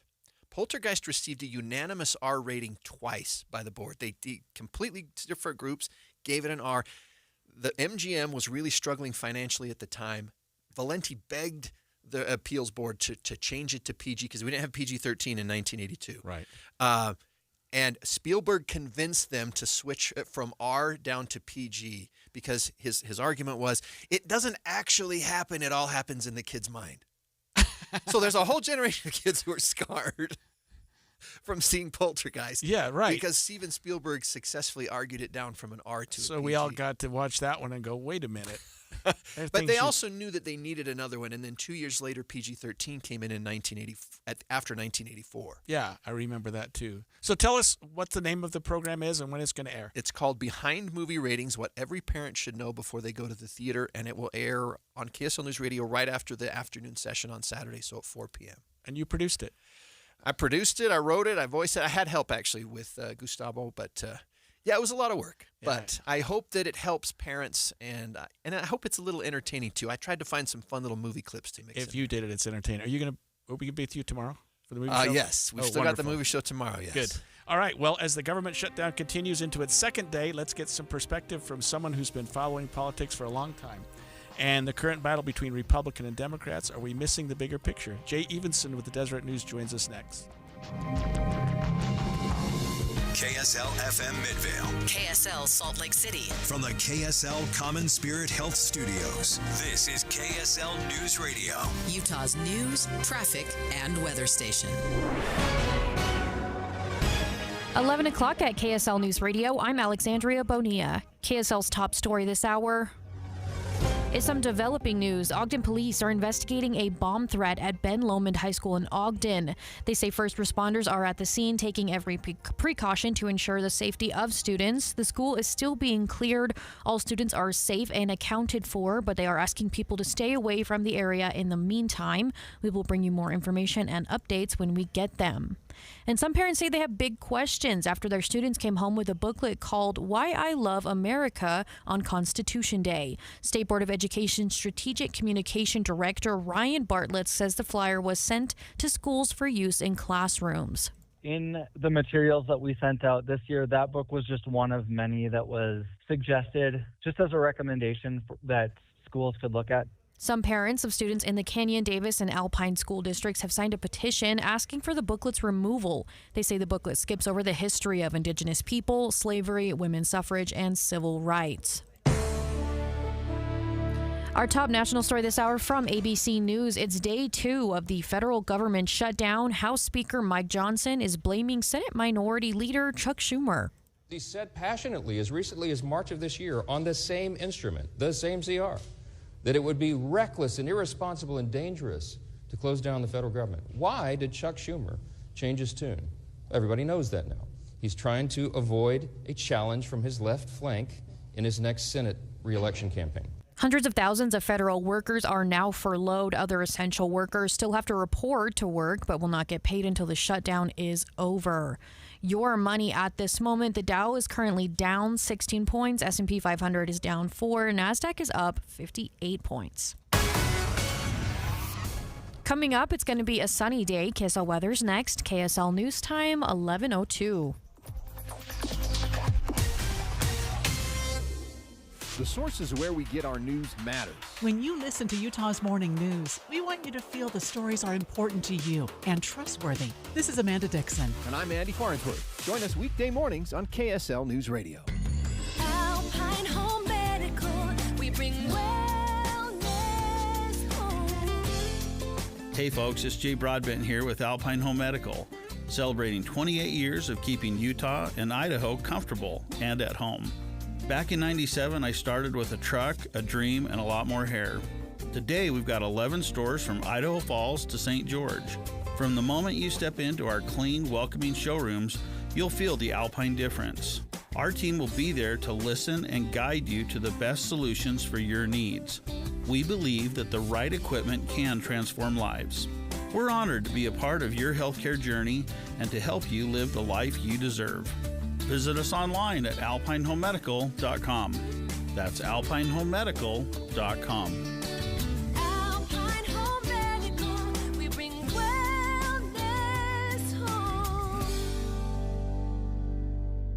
You're listening to Leaf Filter Radio, and the guru of gutter protection himself, Chris Coonahan, is here to take your most pressing leaf-related questions. Hey, everybody, Chris here. I understand we have Ron on the line. Ron, where are you calling from? Uh-oh. Ron, are you calling from a ladder? Well, I was.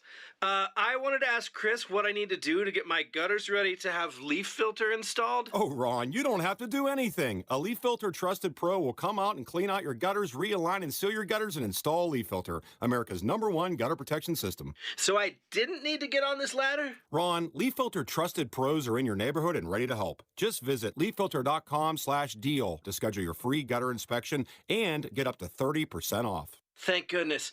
What was that site? To get this special radio offer, go to leaffilter.com/deal for your free gutter inspection today and get up to 30% off. That's leaffilter.com/deal for up to 30% off. leaffilter.com/deal. See representative for warranty details. Jump on your brooms and fly to Logan for fantastic fall festivities.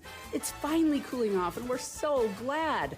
Grab your flannel and celebrate harvest season in style, especially October 10th and 11th. Step back in time at the American West Heritage Center for their annual Fall Harvest Festival. See grain threshing with antique machinery, take a pony ride or train ride, and see cider pressing and corn shelling.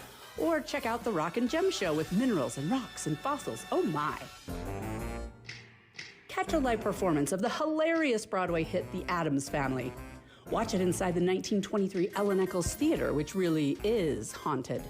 Dive into a month full of hocus pocus and hair-raising hauntings on the historic downtown Logan Ghost Tour or at the Haunted River Trail.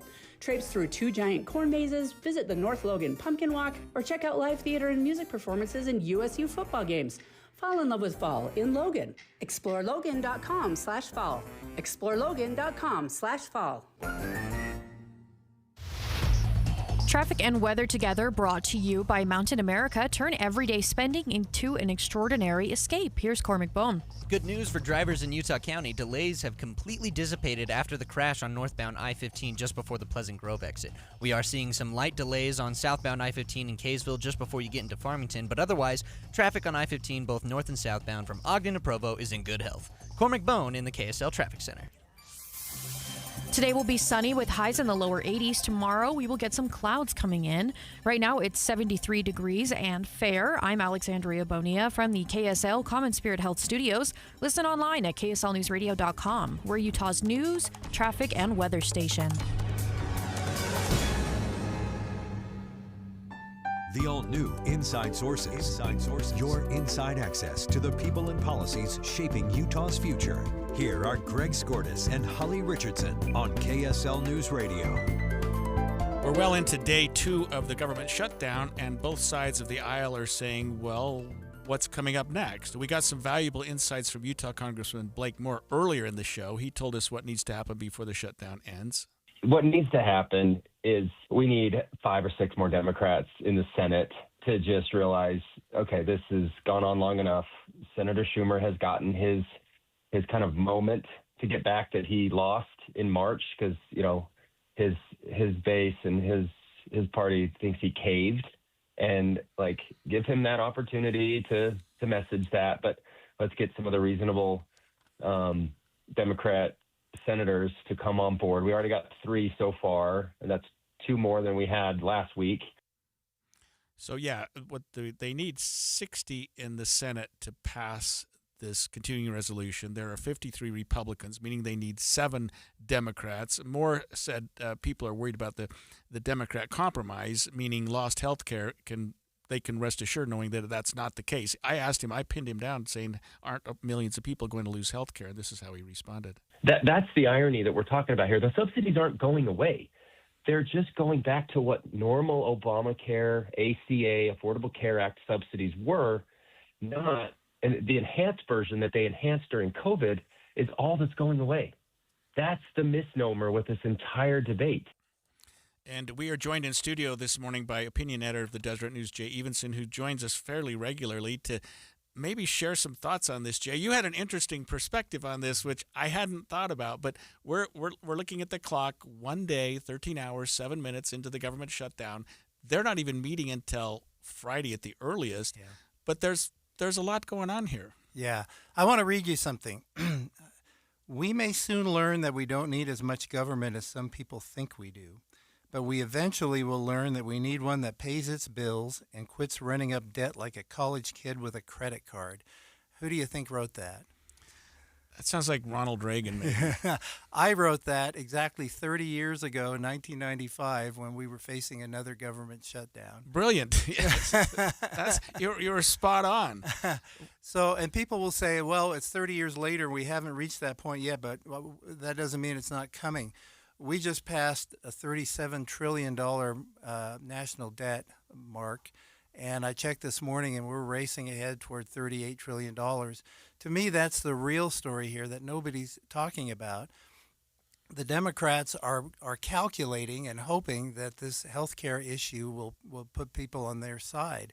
Opinion polls have shown that people want smaller government. They want government to spend less, and they want them to pay for their bills and end what now is a regular $2 trillion yearly deficit. And I think when push comes to shove, people aren't going to be so receptive to the Democrats' message on this one. Yeah, I was worried about that too. But I do want to say this, Jay, in terms of smaller government, when Trump 2 came out of the chute with Musk and Doge, and they were just cutting and slashing and hacking away. And I almost think it didn't go as they weren't as popular with that as they may have thought going in, because there was no real rhyme or reason to it. It wasn't a studied approach, and I think everyone realizes what we need is to look at where we can cut, where we can reasonably continue government services with fewer people or with less money. And what makes sense? What are we spending money on that is redundant or that we don't need? And I think the problem with Elon Musk is he just came in with a machete and just, chopped off everything in sight. And really the cuts to personnel are a drop in the bucket. They didn't do much at all to solve this deficit problem. We really need to go after our so-called entitlement programs, Social Security, Medicare, and those two will continue during the government shutdown because they are not appropriate. The money's not appropriated on a yearly basis. It's kind of running on its own, and with certain increases in funding every year. Those are the runaway programs that we need to confront. We already know the trustees have said Social Security's trust fund will start to run dry in about 8 or 9 years. And that's where the issue lies, not so much in these other little things people are arguing about. But the little thing we're arguing about right now might fit into that, which is, I was going to say entitlements, subsidies to Medicare, to what we now call the Affordable Care Act. Yeah. That for some people that just can't afford insurance, and even with the Affordable Care Act being not affordable to some people, should the government subsidize that? I mean, maybe I'm oversimplifying, but that's kind of what we're talking about here. Right. And it does affect a lot of people, and maybe to what extent should the government be giving people a benefit with respect to health insurance? So this is where I think reasonable people on both sides should be able to get together and work out some kind of a compromise. This subsidy tax credit was enacted during COVID-19 as a measure to help at a time when the nation was going through a crisis and there were a lot of people losing jobs and needing the Affordable Care Act. And the Democrats passed it with a sunset in 2025. It was never intended to be a permanent program. Now, some will say, well, they did that as a budgeting measure, so its effect on the deficit would only be measured in 3 years instead of the longer period. Be that as it may, it was supposed to sunset in 2025. It covers people at up to 400% of the poverty rate. Can't we get together and decide on maybe reducing that over time, or do we really need at 400%? Should it be more targeted to the truly needy? There are ways that we can solve this. I think what we're seeing right now is performative politics on both sides. So where do you think this goes? Because we can't, obviously, deficit or not, we can't continue with the government shutdown. I mean, somebody's got to break. And we heard from Blake Moore earlier in our soundbite. So the Republicans need 7 Democrats. They now have 2 or 3 more than they did a few days ago. They need 3 or 4 more to get to that number 60. I mean, somebody's got to blink here at some point. Everyone's keeping an eye on opinion polls, and they're going to see how people feel about this and how they're reacting to it. This is what happened to Republicans when they shut down the government in the 90s and I think in 2013, as the public turned on them after a while and blamed them for what was going on. Everyone's going to watch the polls and see what happens as this drags on. Right now, people aren't feeling it much, but you go 10, 20, 30 days, and there will be a reaction. People will feel it. Which side do they blame? That will have a lot to do with who blinks first here. Yeah, that's true. People go to our national parks and see filth. Or they fly, and you know, air traffic controllers are funded. Well, they're not funded. They are on the job without pay. You go too long with that, and people start calling in sick because they don't want to work for free. I mean, they're going to be paid back when this all ends, but someone's still got to pay the bills for this month. And so when you start seeing flights canceled or delayed, people are going to pick sides and say who they blame in this, and that will affect who blinks. Yeah, my wife and son are both federal employees, and they're both working today without pay. At least we'll see. And so, yeah, you're right. At some point, that's not the funnest thing to do. Well, Jay, thanks for joining us. Really, I kind of put you on the spot a little bit today, but my pleasure. As expected, you covered it. We'll see you next week, I'm sure. Thank you. When we come back after the break, we're going to talk to Utah Republican Chair Rob Axson about the battle for Utah's congressional maps as the mapping deadline draws near. That's coming up next, streaming live at KSLNewsRadio.com and on the app for KSL News Radio, sponsored by @YourServicePros. Be advised, this is your opportunity to save up to 40 to 80% on a hot tub or swim spa. This weekend only, Friday through Sunday, Mountain America Expo Center, Sandy. Be advised, this is your opportunity to save up to 40 to 80% on a hot tub or swim spa. This weekend only, Friday through Sunday, Mountain America Expo Center, Sandy. 18-month interest-free financing. Our factories have demanded we sell 1,000 hot tubs and swim spas this weekend. Mountain America Expo Center, Sandy. Huge factory incentives, factory rebates, this weekend only. Mountain America Expo Center, Sandy. We can remove your old hot tub. Free delivery of your new hot tub. Hot tub starting at $2,999. Mountain America Expo Center, Sandy. Free delivery of your new hot tub. Just relax and enjoy. Mountain America Expo Center, Sandy. Friday, 2 p.m. to 8 p.m. Saturday, 10 a.m. to 8 p.m. Sunday, 10 a.m. to 6 p.m. Free admission, free parking, free delivery. Mountain America Expo Center, Sandy. Call 833-SPA-SALE or visit hottubandSwimSpaSale.com. You're listening to Leaf Filter Radio, and the guru of gutter protection himself, Chris Coonahan, is here to take your most pressing leaf-related questions. Hey, everybody, Chris here. I understand we have Ron on the line. Ron, where are you calling from? Uh-oh. Ron, are you calling from a ladder? Well, I was. I wanted to ask Chris what I need to do to get my gutters ready to have Leaf Filter installed. Oh, Ron, you don't have to do anything. A Leaf Filter Trusted Pro will come out and clean out your gutters, realign and seal your gutters, and install Leaf Filter, America's #1 gutter protection system. So I didn't need to get on this ladder? Ron, Leaf Filter Trusted Pros are in your neighborhood and ready to help. Just visit leaffilter.com/deal to schedule your free gutter inspection and get up to 30% off. Thank goodness. What was that site? To get this special radio offer, go to leaffilter.com/deal for your free gutter inspection today and get up to 30% off. That's leaffilter.com/deal for up to 30% off. leaffilter.com/deal. See representative for warranty details. A 15-year-old girl who chewed through a rope to escape a serial killer. I used my front teeth to saw on the rope in my mouth. The killer prowled the Pacific Northwest in the early 70s. He's been convicted of murdering 2 young women, but suspected of many more. Maybe there's another one in that area. Follow Stolen Voices of Dole Valley now so you don't miss an episode. Plan your escape to the Overlook Hotel. Enjoy crisp mountain air, breathtaking views, and peace and quiet. Maybe too quiet? Based on Stephen King's thrilling novel, The Shining, Jack Torrance's descent into madness at the Overlook Hotel comes to life on stage. Just in time for Halloween, October 11th to 19th at the Haunted Capitol Theater. Tickets start at $26 at utahopera.org/redrum. So my mother is thinking of switching from Verizon to Pure Talk, but she's worried the deal sounds too good to be true. Michael, she said, how can those Pure Talk people offer me the same basic service as Verizon for so much less money? I said, Ma, go ask Google how much Verizon spends on advertising and promotions. A few seconds later, my mother said, oh my goodness, $12 billion a year? That must be a typo. I'll tell you what I told my mom. It's not a typo. Verizon spends $12 billion a year on advertising and promotions, and their customers are paying for it. Well, Pure Talk doesn't spend that kind of money on commercials. Trust me, I would know. That's why they can offer you and my mother unlimited talk, text, and plenty of data on a crazy fast 5G network for just $25 a month. And if you're a business owner, you could really save a fortune.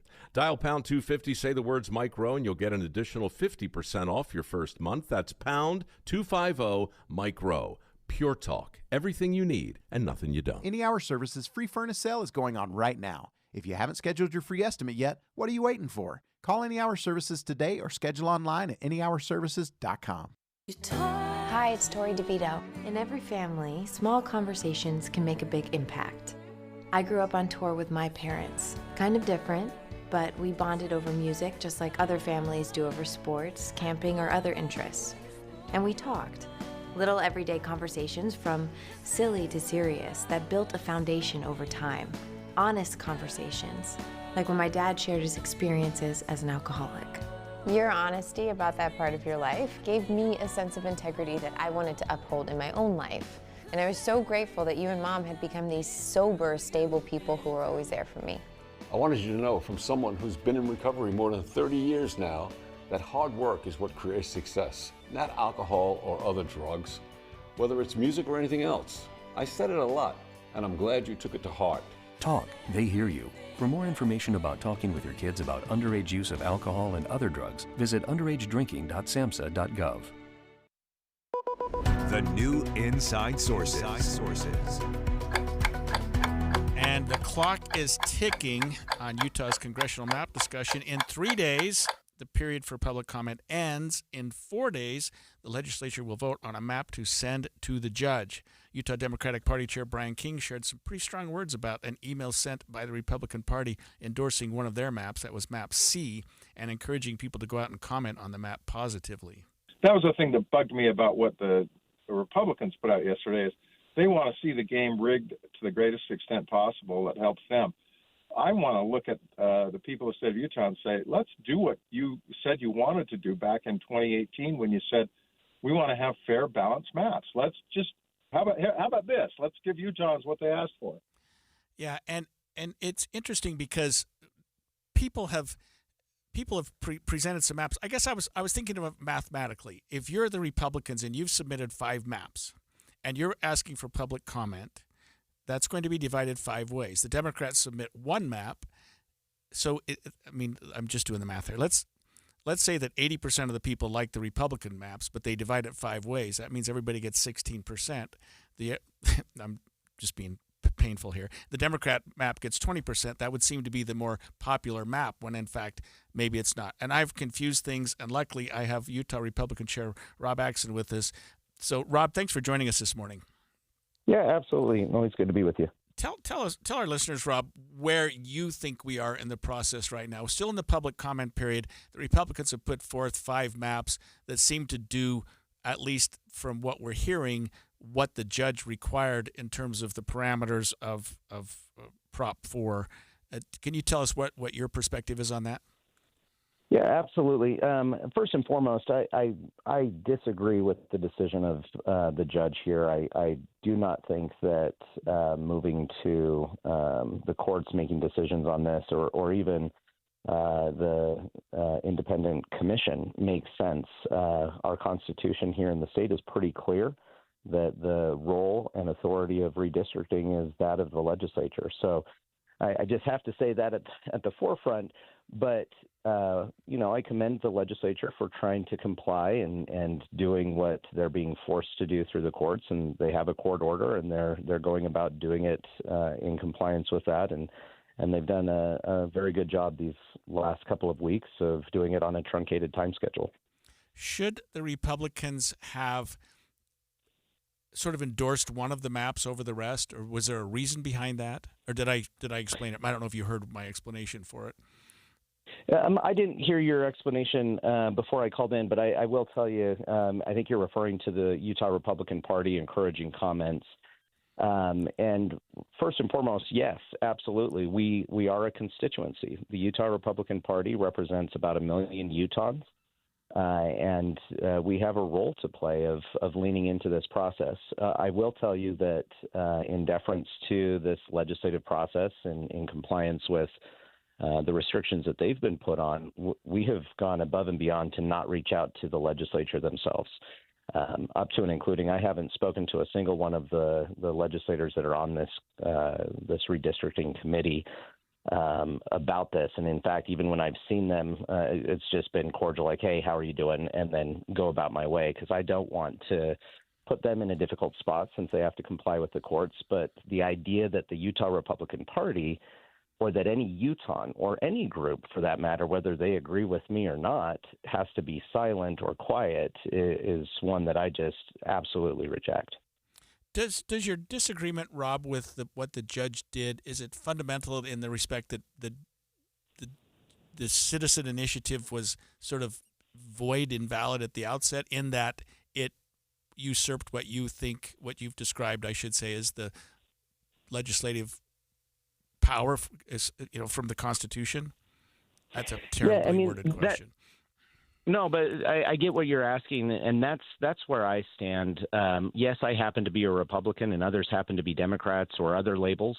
But ultimately, the thing that we benefit from here in this country, and even in this state, is that we are a country of laws and rules and structure, and we are a constitutional republic, which means that we lean into the benefit of having people elected to represent us. That's what the U.S. is. That's what Utah is. And I think we're in this interesting space where, beginning with that state Supreme Court case last year that reinterpreted the role of the legislative authority given to the people generally, separate from their elected officials, we're in this space where we're trying to figure that out. That was a new way of looking at things after a 100-year history of kind of understanding it one way. We're now being forced to understand it a different way. Judge Gibson layered on top of that with another new novel approach to understanding and interpreting the law. And so I think it's unfortunate that when we're still in this space of trying to figure out where the law lands between that tension between the judiciary and the legislature, to be forced to deal with outcomes that are just effectively one individual's interpretation. I think it would have been more appropriate for a stay to be put into place while this was litigated and appealed, and then we would see where it is in a year or two. But instead, we're being forced to finalize the conclusion before the state and the legislature have actually gone about the entire appeal process. Ultimately, I think parties serve a purpose of trying to mobilize and engage around shared principles. But the thing that we benefit from as Americans, as Utahns, is that we have a shared rule book that we play by. And I think that this decision and what we're doing right now is confusing that, and it's creating more unnecessary tension. This is probably a tangential issue, not necessarily related to redistricting, but is there a place, Rob, for ballot initiatives in the future? I mean, do you see that, or do you think that we elect legislators to pass laws, and that's what we go to the ballot box for every 4 or 2 years?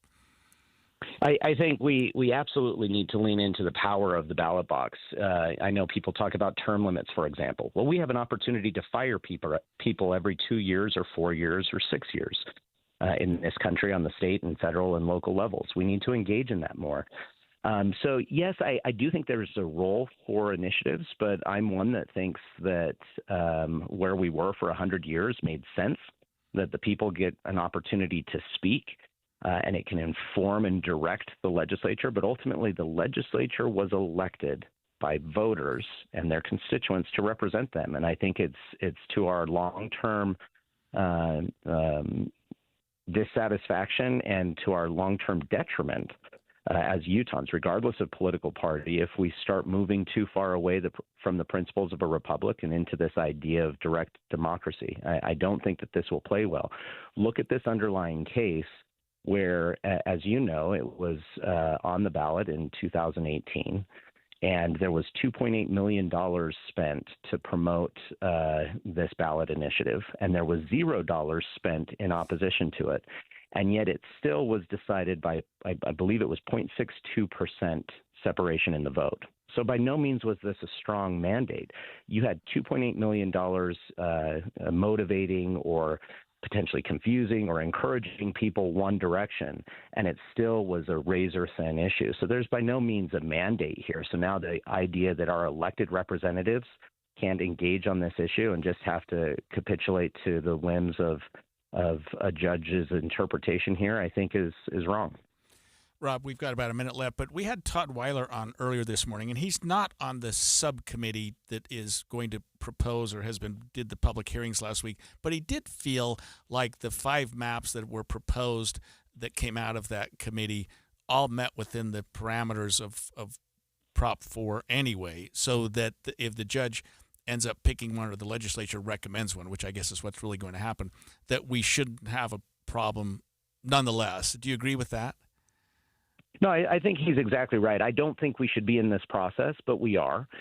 We're not in a vacuum. We have to comply with this judge's order, and the legislature is doing this. And the process that they did comply with all of the stipulations that they had. And I, like I said, I appreciate the legislature doing that. So I think that there's not a realm where it would make sense for the judge to deny any of these maps, since they each went through an independent process and comply with all of the things that she said that they had to comply with. So ultimately, I think the public weighing in, and as you know, the Utah Republican Party encouraged all of our members to weigh in on their preferred maps. We encourage them to look closely at Map C. I think it's the one that balances urban and rural issues to make sure that Utah is represented well in Congress.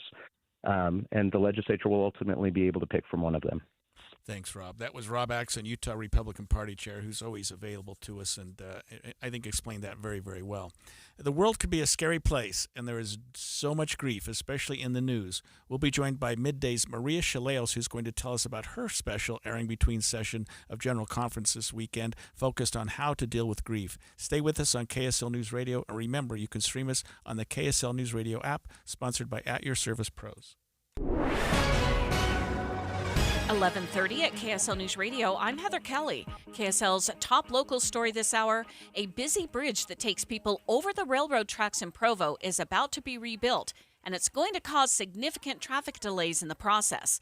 KSL News Radio's Randall Jepson has more. University Avenue carries a lot of traffic north and south through Provo, and the bridge over the Union Pacific tracks, it was built back in 1966. UDOT says it's old, it needs safety upgrades, so the bridge is going to be rebuilt. Construction's already started, but the delays will pick up later this month when they demolish half the bridge. They say at least one lane will remain open in both directions, but they suggest looking for alternative ways to get around.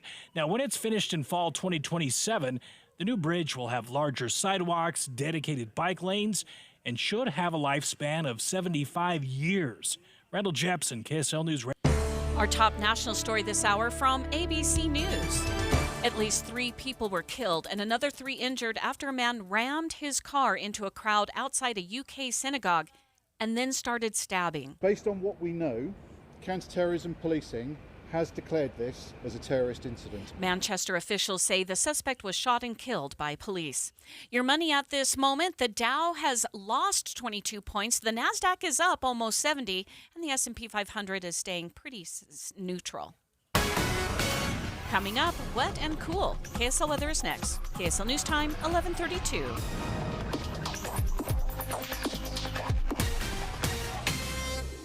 Mornings are for recharging. And they're for starting your day right. We volunteer to join you in the car. Get news and weather at 102.7 FM during the most important part of your day. Andy and Amanda, each morning between 5 and 9 on KSL News Radio. I'm back to doing what I love and more, thanks to the Good Feet store. Do you want to walk, play pickleball, and enjoy other fun activities to stay healthy, but can't because you're in pain? Hi, this is Mike, and the Good Feet store wants to help you get out of pain. I just had difficulty walking when I had the pain. I tried them on in the store, and my foot felt so much better. Are you buying new shoes and inserts with little or no relief? I tried all kinds of shoes. It was the arch supports that made the difference from the Good Feet store. Don't let foot, knee, or back pain get in the way of you staying healthy and having fun. Thanks to the Good Feet store, I'm bowling 3 nights a week, pain-free. Get back to doing what you love. At the Good Feet store, we'll personally fit you with high-quality arch supports to maximize your comfort. Stop in the Good Feet store or book your free fitting at goodfeet.com. Walk-ins are always welcome. Make this the year you get active and healthy. Thanks to the Good Feet store. Hey guys, it's Woodrow from Mint Medical Clinic. Are you struggling with ED? Well, you are not alone, and now there's a real solution that treats the root cause, not just the symptoms. Introducing our Trifecta approach, a breakthrough combination of acoustic wave therapy, hormone replacement, and cryotherapy, all designed to restore blood flow, boost performance, and rebalance your hormones. Whether it's ED or hormonal imbalance, if you're ready to reignite your love life, this treatment helps bring back your energy, your drive, and your confidence.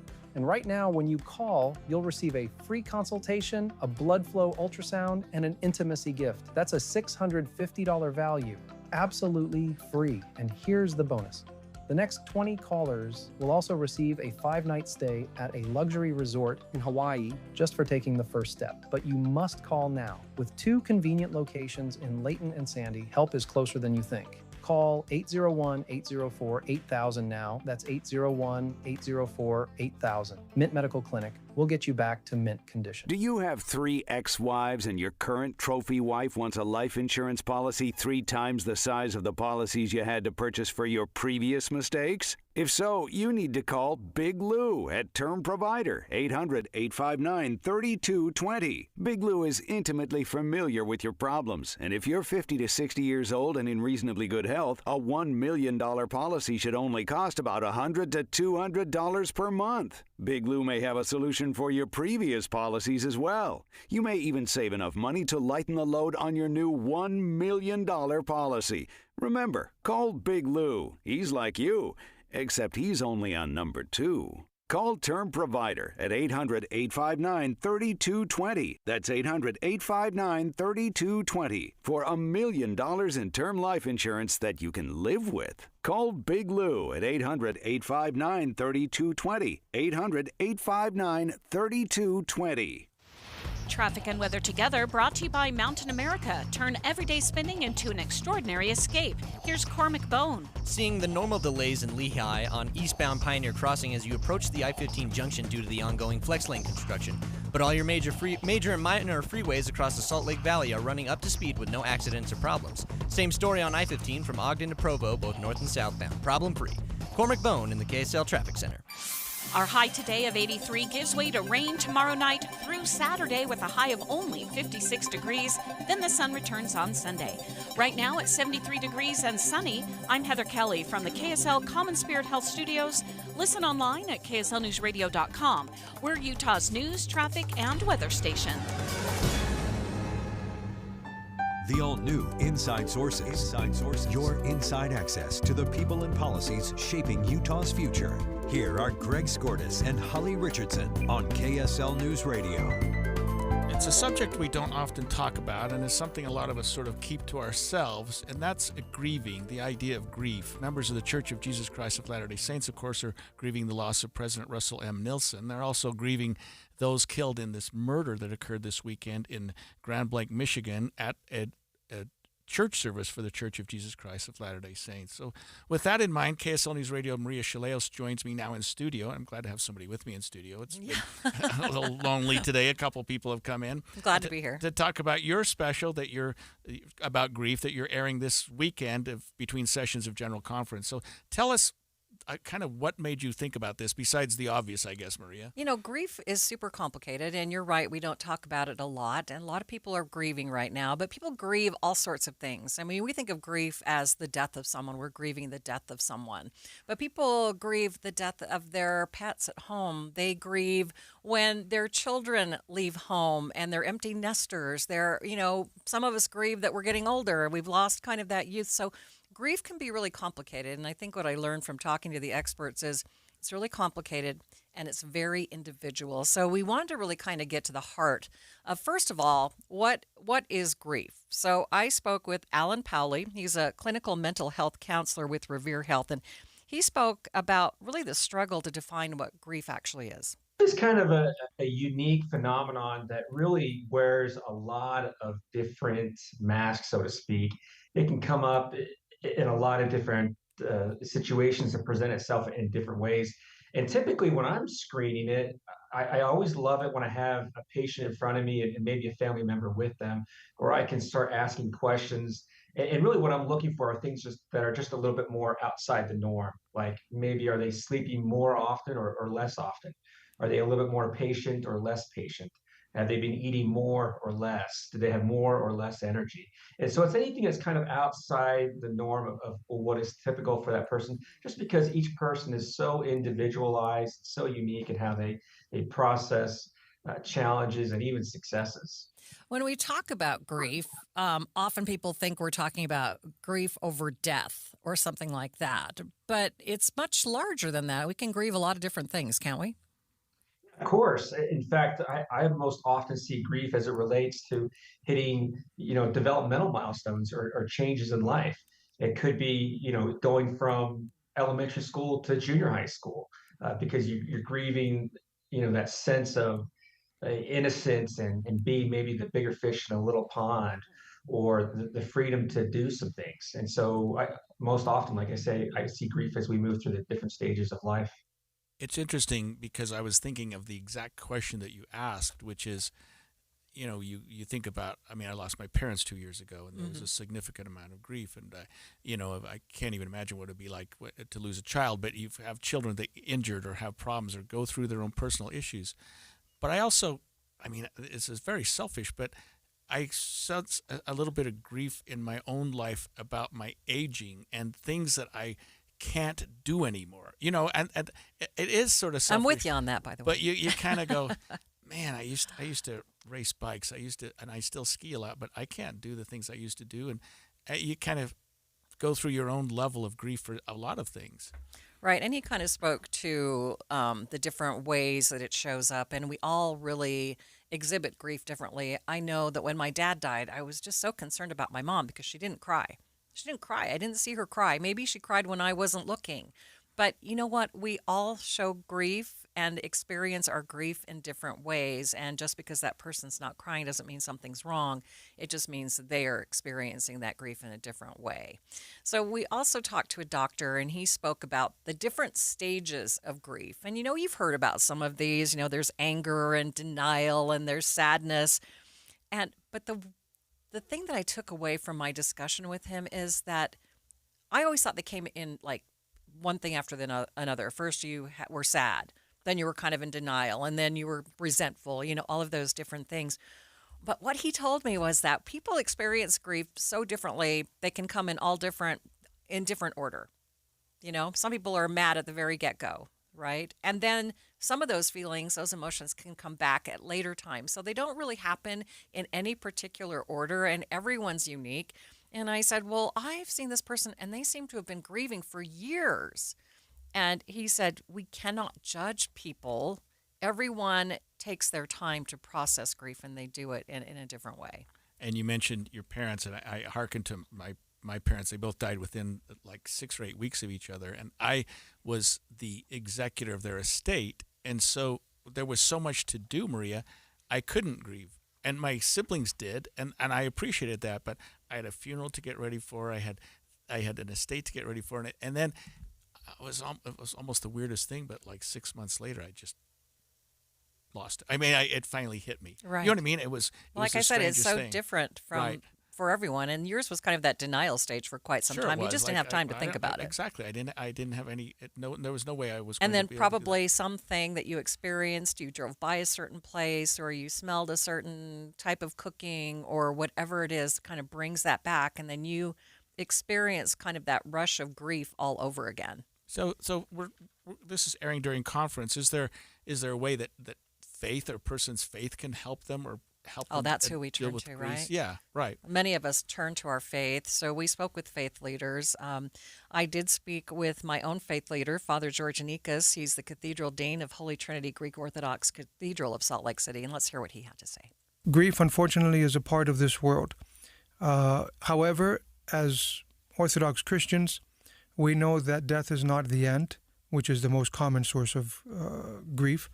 And so therefore, having faith in Christ, we know that we, as we say in our creed, we look to the resurrection of the dead and the life of the ages to come. This is a temporal life that will have grief, that will have many different sorrows in it, along with happiness. But the life that we are entering after death is a life where there is no pain, there is no suffering, there is no sorrow, but is only a life of bliss, a life in which we are with our Heavenly Father and the countless saints that have gone on before us.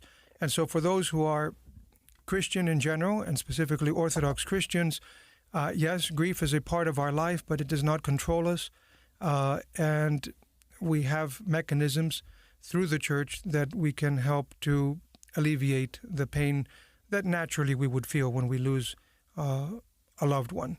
It would be unnatural for us not to grieve. So, Maria, we've got about a minute left. Tell our listeners about your program, how they find it, when it airs, and what it's called. Okay, so it is called Hope Amid Heartache, and they can hear it on Saturday at 5 o'clock. And we do also hear from other faith leaders as well as from, the Church of Jesus Christ of Latter-day Saints. So it's meant to be just a complete look at grief and how we deal with grief and just what it means to all of us and why it is so important to grieve. Grief is just a very important part of our life. If we didn't grieve, if you don't feel sadness, you don't feel happiness. Right? I was going to say, yeah, I think it's healing in its own way. It is. Thanks for doing that. I'll look forward to that Saturday at 5 o'clock. This Saturday, 2 days from now. This Saturday, yep. Very well. When we come back, some people have been concerned about the government websites displaying banners blaming the, quote, radical left for the government shutdown. We'll talk about that when we come back.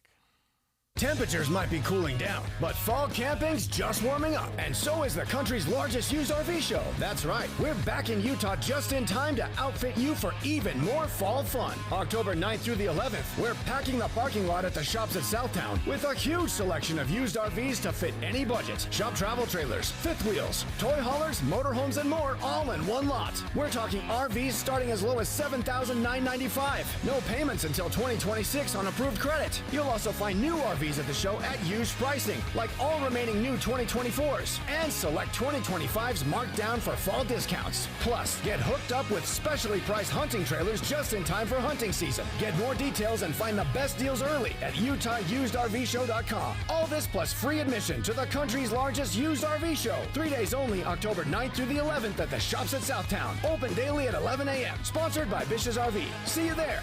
Stock number 75941, subject to prior sale. See dealer for details. I'm Ed Evans, CEO of Consumer Cellular. Ever wonder why Big Wireless wants you on an unlimited plan? They probably want you to cover the cost of those 20-somethings using all that data every month. But most people 50 and up like me only use 12 gigs or less. Don't get bamboozled by Big Wireless. Switch to Consumer Cellular. Our plans start at just $20, and we use the same towers as the big guys. Join the millions who choose something better, because if you're not using all that data, you're probably getting used. Call 1-888-FREEDOM or visit consumercellular.com/facts. Plans include $5 credit for auto pay and e-billing. See site for additional facts. Let's go! You're still glowing, flirting, grooving. You still got it. But your immune system weakens as you age, making it harder to fight flu, pneumococcal pneumonia, RSV, and COVID-19. Vaccines are a key part of any health routine and help strengthen your immune response. Ask your doctor or pharmacist which vaccines you need. Schedule in minutes at vaxassist.com. Sponsored by Pfizer. Buy more, save more at Scandinavian Designs Furniture. For a limited time, save $200 instantly for every $800 you spend in store. It's the perfect way to complete your look for less. Or splurge on your dream piece, from living room to bedroom. Stop by your local showroom today, or shop online at ScandinavianDesigns.com. Buy more, save more at Scandinavian Designs Furniture. If you've got a gas-powered engine, keep it running like new at every fill-up. Stable in-season protection is your engine's preventative medicine, cleaning and protecting the entire fuel system in season. In outdoor power equipment, prevent gum and varnish buildup that could cause a rough or non-running engine. For cars and trucks, increase fuel efficiency and power by removing deposits, ensuring your engine's long-term health. Stable outperforms the competition in independent lab testing. So at every fill-up, start with Stable.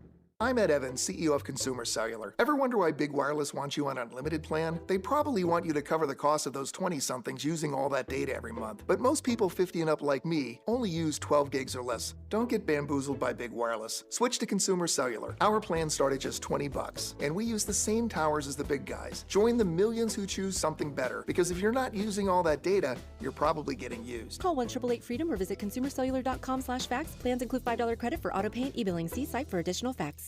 This is Derek Miller speaking on business. For almost 4 decades, Donor Connect has been dedicated to connecting donors with recipients by facilitating, coordinating, and passionately advocating for donors and their families. Director of Public Education and Public Relations Mark Dixon joins us with more. Donor Connect is the federally designated nonprofit that helps make miracles possible through organ, tissue, and eye donation across Utah, Southeast Idaho, and parts of Wyoming and Nevada. Every day, our dedicated teams work alongside donor families, hospitals, and transplant centers to turn the generosity of donors into the gift of life. To expand this life-saving mission, we recently launched the Donor Connect Foundation. The foundation raises awareness, supports grieving families, engages communities, and funds essential outreach and education, helping more people say yes to donation. As one of the nation's top-performing organ procurement organizations, Donor Connect will soon break ground on a state-of-the-art facility in Murray. This inspiring new space, including a community center, will enhance our ability to honor donors, comfort families, and give hope to those waiting for a second chance at life. At Donor Connect, we believe every gift matters and every life saved is a miracle. Donor Connect continues growing its reach across Utah, increasing opportunities for organ and tissue donation and helping more residents receive life-saving transplants. Learn more at donorconnect.life. I'm Derek Miller with the Salt Lake Chamber, speaking on business. Getting help with plumbing repairs is easier than you think. All you have to do is call Any Hour Services or schedule an appointment at anyhourservices.com. No one helps more homeowners than Any Hour Services. Inside Sources. So we are counting down the hours for a number of things. This is one of my favorite Pink Floyd songs. It's called Time, by the way.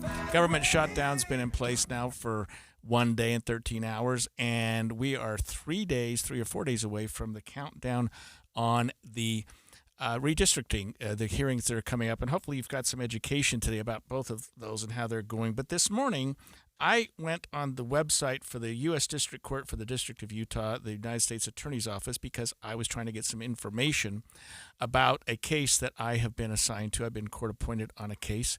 It's called a writ, doesn't matter. But anyway, and I'm greeted by this at the top of their website. Exclamation point. Democrats have shut down the government. The Department of Justice websites are not currently regularly updated. Please refer to the Department of Justice's contingency plan for more information. Someone else sent me something that they had gone on to a site for the Park Service, and they saw the same kind of a thing. I mean, it's odd, it's unusual. I'm not going to say it's inappropriate, but it seems a little bit inappropriate. I'm looking at the U.S. Forest Service site, and you go on the U.S. Forest Service, what am I going to do this weekend? Can I get into the forest? And you're greeted by this. The radical left Democrats shut down the government. This government website will be updated periodically during the funding lapse for mission-critical functions, whatever that means. President Trump has made it clear he wants to keep the government open and support those who feed, fuel, and clothe the American people. I mean, it goes on and on and on. And I don't know what to make of this. It's on every federal government website. There is some version of that. And I guess some questions have come up. Does this violate the Hatch Act, the 1939 Act, which limits political activities for federal employees. KSL News Radio, Eric Cabrera interviewed University of Utah law professor Paul Cassell, who indicated even if it's not an issue of law, it's at least an issue of trust. Putting banners on a website is generally legal. There's then a secondary question of whether that is wise. Does the public then start to lose confidence in an agency because it's engaging in more politicized speech? I mean, it's shocking to me, and I understand the rhetoric, and we've been talking about this whole government shutdown. I think we've learned a lot about it today. I hearkened to Jay Evenson and Blake Moore in their discussions about what's going on and what's really at stake. And so, whatever your position is, let's say that you're supporting the Republican position. Hey, all they're asking for is for there to be a continuing resolution. Let's get us to November 21st and get everything sorted out. They just need a few more Democrats to sign up, and it doesn't seem like it's all that significant. So let's get it done. We've got thousands of employees who are out of work, or at least not getting employed right now. And I've admitted on this show that I've got 2 family members, including my wife and eldest son, who are currently working without a paycheck. But then you've got the Democratic perspective, which is all we're asking is that you allow for some subsidies to individuals who can't afford health care pursuant to the Affordable Care Act and these subsidies that were enacted during COVID to allow people to get more health care that were supposedly ready to sunset here in 2025. Let's just keep them on the table until we can get this sorted out. So I think the issues from both sides make sense. I'm not going to take sides on one or the other. I am going to take side on the part of the American public and say, hey guys, let's get this worked out. Men and women of the Senate, let's get this worked out. So what needs to happen is this.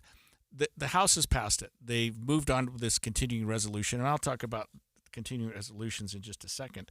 But so let's get this on to the next level. Let's get it to November, and let's figure it out. The Senate also needs to pass it, and the Senate has a rule that requires that they get 60 votes.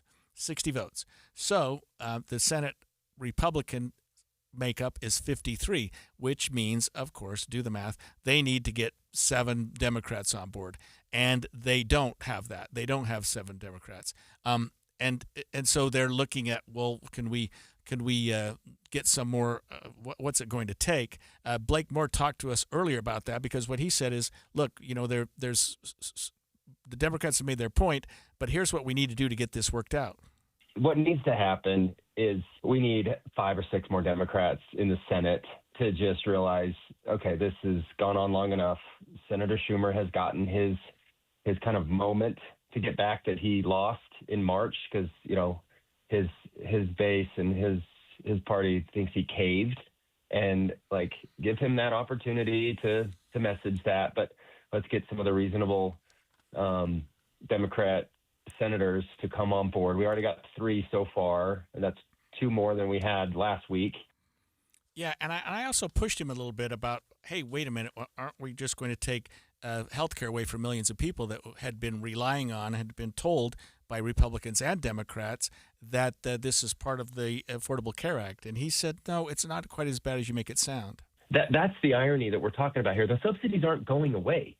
They're just going back to what normal Obamacare, ACA, Affordable Care Act subsidies were, not, and the enhanced version that they enhanced during COVID is all that's going away. That's the misnomer with this entire debate. That's right. I mean, if he's right, and I have no reason to doubt him, that makes a lot of sense. But I'll tell you what's caused me some concern, that the Democrats are being petty. This was an easy fix. Let's get 5 or 6 more on board. Let's get to the finish line, which is November, and address it then. I mean, you made your point. But then you get yesterday our vice president, who said this is all about the Democrats wanting illegal aliens to have free health care. And I will just say this, that is absolutely untrue. It is absolutely untrue. And he knew that it was untrue. He knew that was not true. And in fact, because the Affordable Care Act and the subsidies that we're talking about that apply to the Affordable Care Act absolutely do not apply and would be in no uncertain terms available to anyone who's in our country illegally. So why he said that, why he ramped up that rhetoric is really troubling. Why the Democrats are saying that millions of people are going to lose their health care may also be equally troubling, when in fact what we're saying is we're only going back to what the Affordable Care Act meant to be in the first place when Obamacare, whatever you want to call it, was passed. So I think the rhetoric from both sides has taken a position to it that is designed to inflame the public, to get people mad, to say things that are not true, that they know are not true, to get people upset. And I just saw a poll, and I'm watching CNN. So I mean, everybody has their polls. Everybody thinks they know what the real issue is. If you look at the way the public's looking at this, and this is a different poll than we saw yesterday, but it's still, the public still blames Republicans more than Democrats, and it looks like the number is fairly significant. Yesterday, Republicans were blamed by 38%, Democrats by 25%. Today, this poll has Republicans and Trump. You put the Senate and Trump together, and it's 48% of the public blames them. And the Democrats are still down in the 20%, and then there's a group of people that are not sure, or they maybe blame both. So the blame game continues, and I think both sides are waiting to see what the public perception is, because if it gets too harsh toward Republicans, I think they'll come to the table. If it gets too harsh toward Democrats, they'll come to the table. It may be too late for either side, because we've got midterm elections a year away, and one party's going to suffer as a result of this. Right now, people are suffering because people are unemployed, and some government workers are just not working at all. Essential ones, like my family members, as I mentioned, are working and will expect to get paid at the end of the day, if we get back in service. But, our national parks, I visited Capitol Reef last weekend. It would have been tragic had there not been anybody to care for it. Anyway, I'm through with that. We have covered redistricting. We've covered a government shutdown. And we've covered Skorda's trying to do a show by himself for 3 hours, but we had a lot of good guests, a lot of good people helping us out today, and we'll be back again tomorrow. But after the break, Utah's Board of Higher Education is looking at student safety a little bit closer. Maria Shileos, who joined us earlier today, will tell you more on Midday Straight Ahead. Stay with us on KSL.